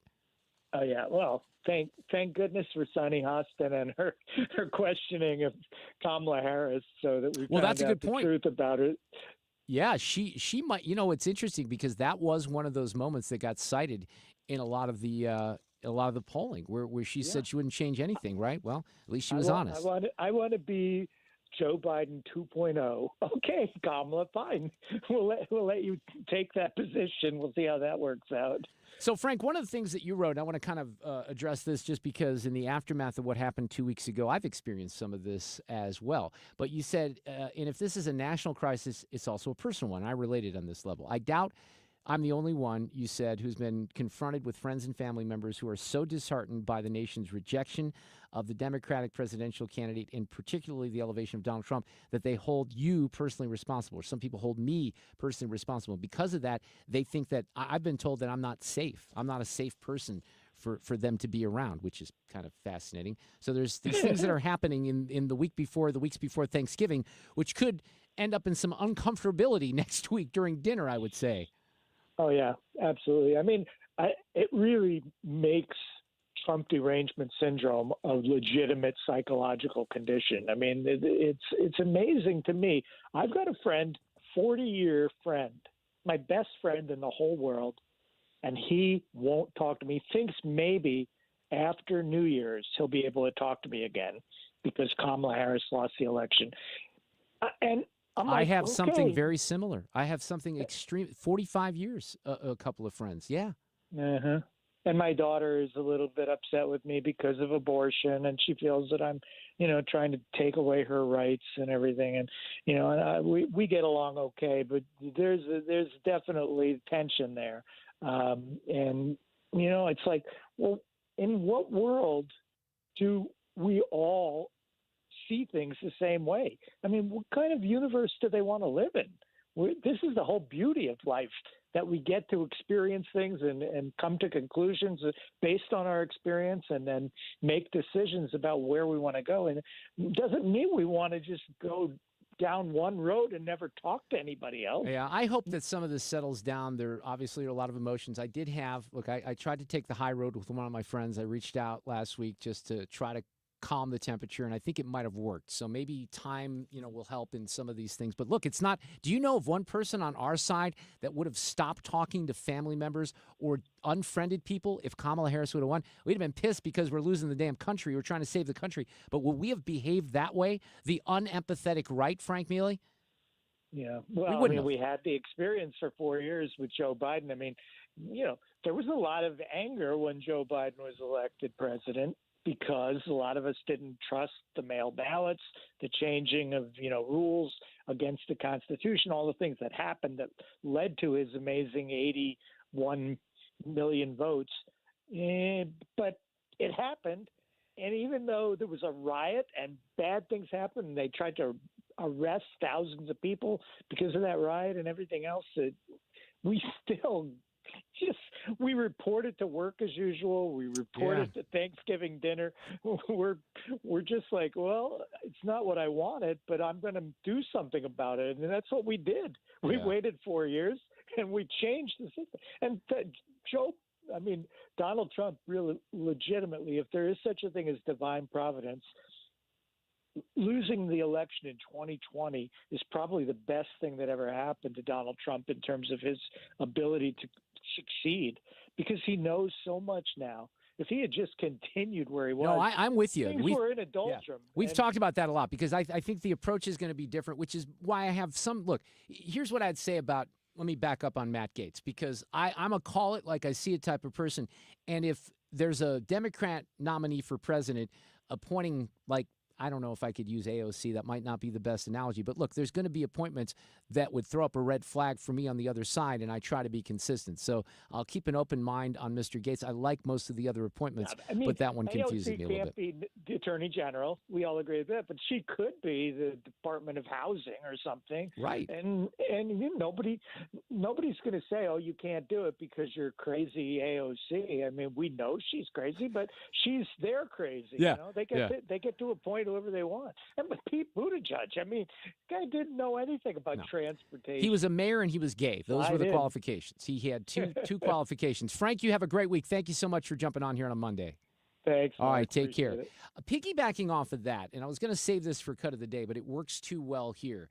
This is in Chicago. It's a high school in Chicago. I don't know if it's been identified where it is, but there is this I thought he was in 8th grade, so I'll have to see, because that's not really high school, is it? That's what you originally told Yeah, I me. said 8th grade earlier. I'm trying to look at the story here because they don't really say what school it is. But, all right, let's assume he's maybe in 9th grade because he's in high school. The video from which I pulled this audio is very extensive. It's pretty long. But what you find at first is this kid basically challenging not only his classmates, but his teacher to say, you guys are crazy. What, you think that Trump's a threat to women? In what way is he a threat to women? He keeps repeating the question. He doesn't understand. And they don't really have good answers for him. And then at one point, and this is the area I'm going to play the audio here, his teacher essentially talks about what we just referred to with Frank. In other words, I have friends that are MAGA, and I can't be their friends anymore. They have let me down. I didn't realize that I was friends with such evil people. That's essentially what he's saying. Check it out. Just because I think I expected that our country citizens were more decent. If they voted for Trump, they're not. Yeah, so it's a little hard to hear, but first of all, this sounds like a really quality teacher in Chicago Public Schools. He says, I guess I didn't realize that I lived among such people that, weren't quality people. They weren't decent people. And the kid says, you mean because they didn't vote for Trump? Yes. What? Jared. It's a messed up person. Wait.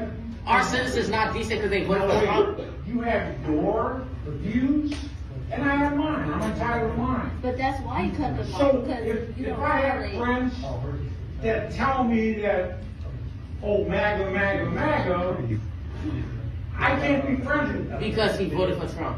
Exactly. What? You don't get it. It's Some you people don't can't have surround their yourself own by opinion. somebody who Trump don't- is a good president. Some of y'all are blindsided by what y'all heard on the internet. Yeah, the last part, he says, you guys have Wow, been blindsided by what you heard on the internet. And let me just quickly correct the young man. No, you know what they've been blindsided by? What they heard in the legacy media. It's not the internet. They've been brainwashed by that. But good for that kid, thinking for himself, saying, what are you guys, even your logic doesn't work. And black kid in high school in Chicago, smarter than his damn teacher, who, by the way, sounded like a complete idiot.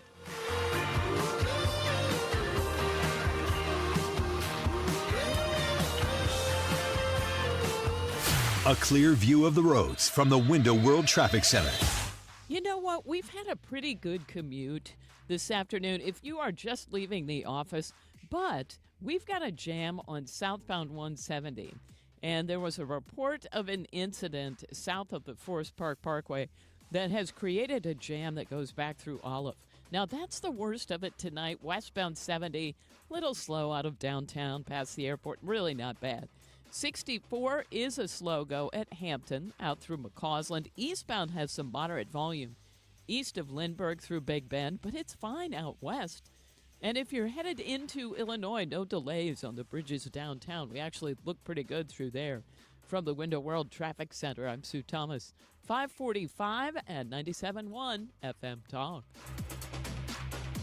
Hey, it's Mark Reardon. If you're nearing retirement or already retired, call my friends Thomas Helbig and Bob Kershaw with the Retirement Advisory Group. They'll show you how linking to the market is much safer than owning the market for your retirement savings. They're the official financial advisors of my show. Go to retirementkey.com. Let's get you a great deal on your carpet cleaning. You still have, about 10 days before Thanksgiving. You can get Zero Res into your home pretty quickly. They have a lot of crews in the area. All you have to do is pick up the phone right now and call 314-474-2020. You can book online as well, and you get the same special when you mention my name or 97.1 FM Talk. So here you go for the rest of the month of November. 3 rooms of carpet clean starting at $129. They can do your upholstery. They can do an area rug.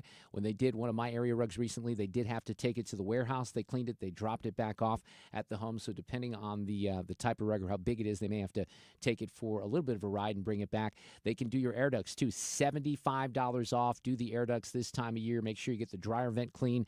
They'll take great care of you at Zero Res. These are professional cleaners with amazing customer service, including the 30-day Gotta Love It guarantee. So if you need things cleaned before the holidays, even before Thanksgiving, there's time to do it, to get on the Zero Res calendar. 314-474-2020. Online, ZeroResSTL.com. Mention my name or 97.1 the special. 3 rooms starting at $129, $75 off your air duct cleaning. When you're approaching retirement, there are a lot of questions to answer. Do you have enough money to fund your income for life? How should you claim Social Security? And what's your plan for health care and long-term care? Hi, I'm Eric Robert, Director of Investments with the ClearPath Wealth Management Group at Stifel and host of On the Money Saturday mornings at 11 on 97.1 FM Talk. Don't leave your retirement to chance. It's crucial to understand and address relevant risks before you retire. Our team can help you get organized, guide you through critical retirement decisions, and create an investment portfolio designed around your needs. To schedule your free retirement plan consultation, go to clearpathinvesting.com. That's clearpathinvesting.com. Or call us at 636-695-2650. That's clearpathinvesting.com or 636-695-2650. Stifel Nicholas and Company Incorporated, member SIPC and NYSE. When you have Rhino Shield on your house, it does a couple of things for you. It beautifies the house and it protects it from the harshest elements. And boy, do we see those here in the greater St. Louis area. You get instant curb appeal. It will stick to anything. Rhino Shield is the answer, no matter whether you're painting a home or a church or a business or a condo, because it's 100% waterproof. It takes care of the outdoor maintenance on whatever is on the outside of your home. The brick, the block, aluminum, steel, stucco. They can put this on with the 2 to 3 coat process. They're there about a week, and they do a great job. A lot of businesses have done it in the area. Several Firestones have done that. Vantage Credit Union over the years, Harlan Packaging down in DeSoto. Call Darren today and schedule your free estimate. 877-25-RHINO, easy to remember phone number, or go online today at 877-25-RHINO.com. The Mark Cox Morning Show. Tom Ackerman. I watched Tyson fight. I thought, Tyson's going to have to knock him out in round 1. I was actually surprised that he lasted as long as he did. It's a really boring fight. The Mark Cox Morning Show. On St. Louis's home for conservative talk. I'm telling you, go back and watch the undercard, the final fight with Amanda Serrano, who beat the Irish lady, but the judges gave it to the Irish chick, and I don't know why, because I'm impressed how much you like that. It was a great fight. Yeah. I mean, for people, if you were tuning in to see a good boxing match, like I think people were, you did not get it with Tyson and Jake Paul, is my understanding. Now, I can't say that because I went to bed and we were having issues with the, with the signal. But just as someone who has watched some really good quality boxing matches over the decades, that was a hell of a fight. It was really competitive. They went back and forth. There were moments where, both fighters were kind of on the ropes, and they gave it their all and, poured their guts into it. So I was really impressed with that. But, yeah, the the other fight, not so much. Let's see here. I have an audio cut of the day. I was trying to see if I have any kind of notes to mention here. One thing I should throw in, just because I did talk with Mike Kenny the other day from Defined Destinations, we're still getting a lot of interest in the Greece trip. The problem is we only have a couple of cabins left. So if you'd like to go to Greece April 27th through May 7th next year, defineddestinations.com. You can also find the specific link of the trip on my Twitter page, which is at Mark Reardon KFTK.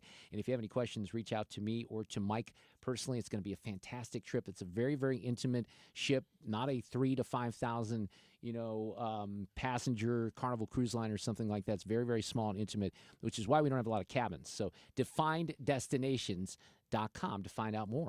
Stand by. Playback ready. Now, the audio cut of the day. All right, so Monday, and had a little trouble narrowing, so I'm going to throw a few in here for you on a Monday afternoon. And this is one that's very, I think, consistent with what we saw in the lead up to the election. And part of me feels dumb that I didn't just lay it on the line here in the weeks before the election and say, look, this is going to go Trump's way. There's no doubt, because of moments like this in the city of Chicago with African-American residents that are just sick and tired. Yep. They're American taxpayers, and they're not getting the benefits that they pay for because of illegals. I'm a black man, and I don't see at you, I see through you. And I see the lies that you have been saying since you became office. You're going to protect the undocumented while you're going to allow for the citizens in Chicago to suffer. You ain't going to abide by what the President of the United States said. Everybody know better than that. Loser, get rid of the illegals. Illinois is turning purple. We're going to turn red. Who's on there calling what? You know what those are? They're a bunch of xenophobic bigoted, racist people, right? Because that's what they call us when we talk about migrants that are not legally in this country, draining resources, raping women, committing crimes. Why won't the legacy media, why won't Joy Reid go on MSNBC and call them racist and bigoted? Yeah. Because they actually have legitimate issues in their city that Brandon Johnson, their embarrassing mayor, is not taking care of, and he's doubling down. So there's one part of your audio cut of the day. I like this. I always like Bill Maher. He's been featured quite a bit on this segment, talking about RFK Jr., Sue. Well, the system as it is, the way we do health, is already very so maybe he'll make it worse, but, like, my head is not exploding about it. He certainly said some crazy Yeah. He certainly has said some crazy but we do need shaking up. Yeah, we need shaking up, and that's what we're going to get. We're going to get it shaken up in the FCC. This is Brendan Carr, who'll be the next head of the FCC. But listen to this, because this is just embarrassing. In 2021, Vice President Harris agreed to lead the administration's signature $42 billion effort to extend internet service to millions of Americans. It's now been 1,039 days since that program was enacted. After all of that time, not one person has been connected to the internet. Not one home, not one business. Not even one shovel worth of dirt has been turned. Ladies and gentlemen, your federal government, your United States federal government, not getting a damn thing done, spending a ton of money and wasting it. And it gets worse. No infrastructure builds will even start until sometime next year at the earliest, and in many cases, not until 2026. This makes Vice President Harris's $42 billion initiative the slowest moving federal broadband deployment program in recent history. So let's hope that we don't have moments like that in a couple of years or in 4 years where there are promises that are made. But I really do feel like this is a group of people and a legislature right now, Congress and United States Senate, that wants to get some things done. And they realize that, the time frame is very tight. And that's why they're going in quickly with appointments. We're hopefully asking for some recess appointments. I'm still a little unclear on how that process is going to work. But look, there are things to do, and we're going to talk more tomorrow because I really want to focus on DOGE. We did a little bit today, the Department of Government Efficiency with Vivek and Elon, because I think there's really, really good opportunities. I'd love to have some of the things that I've shared on the air to the audience over the years from Tom Coburn in Oklahoma or some of the other lawmakers, Ron Johnson in Wisconsin, that have highlighted government waste. Citizens Against Government Waste is another great group over there. But it's a very small audience that they kind of, get their message out to. I'd love for more of the American people to recognize the amount of waste, red tape, inefficiency. Yes. We might just get there. Have a great night. Kind of a crappy football game tonight, but that's okay. We're back at it tomorrow at 3.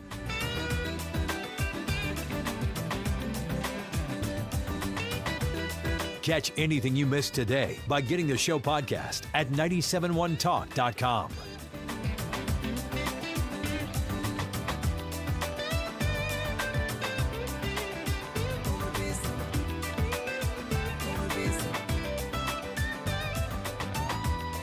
A clear view of the roads from the Window World Traffic Center. If you are just leaving the office, the main jam we have is on southbound 170, and it's south of Olive to just south of the Forest Park Parkway. Traffic is really jammed behind it back through Olive. But 64 isn't bad. If you're taking 6440 out of downtown, slowing from about Hampton out through McCausland, eastbound is slowing from about McKnight through Big Bend. Westbound 70 looks fine out of downtown, and 40 looks good out west. Even 55 is thinned out. And southbound 270 looks fine at Doherty Ferry. If you're headed into Illinois, no delays on the bridges downtown. Yeah, we look pretty good right now, except for the fact that it looks like midnight. From the Window World Traffic Center, I'm Sue Thomas, 556 at 97.1 FM Talk. Sponsored by Jewels on Hampton in St. Louis Hills. Jewels on Hampton pays some of the highest prices for your diamonds, semi-precious colored gems, gold, coins, precious metals, collectibles, sports memorabilia, and more. Shop Jewels on Hampton for the perfect gift. Jewels on Hampton, 4506 Hampton Avenue in St. Louis Hills. If you think your marriage is coming to an end, you need a family practice attorney. I got a great one for you here in St. Louis. That's Susan L. Ward, and you can find out everything about her and her firm at her website, which is stlfamilylaw.com. They've been practicing in the area of family law for 2+ decades. It's difficult for someone who has never gone through something like this before to explain how important the whole process is. Having someone like Susan on your side, someone that knows the judges, the tendency of the judges, even little things like that could have really, really big impacts on your case. And you get a ton of experience and someone who's rated AV preeminent by her peers. That is a rating given by Martindale-Hubbell. That's a ratings agency, but again, it's given by other attorneys. And Susan has the distinction of being the youngest family attorney in Missouri to be awarded that AV rating. Check out Susan L. Ward today. If you need her help, they're there for you. You can go to the website, which is stlfamilylaw.com, or call 314-783-9400. The focus on family law and the emphasis on you, Susan L. Ward. In Missouri, farming isn't just a profession, it's a purpose. You can feel it in our 27 million acres of farmland. You can see it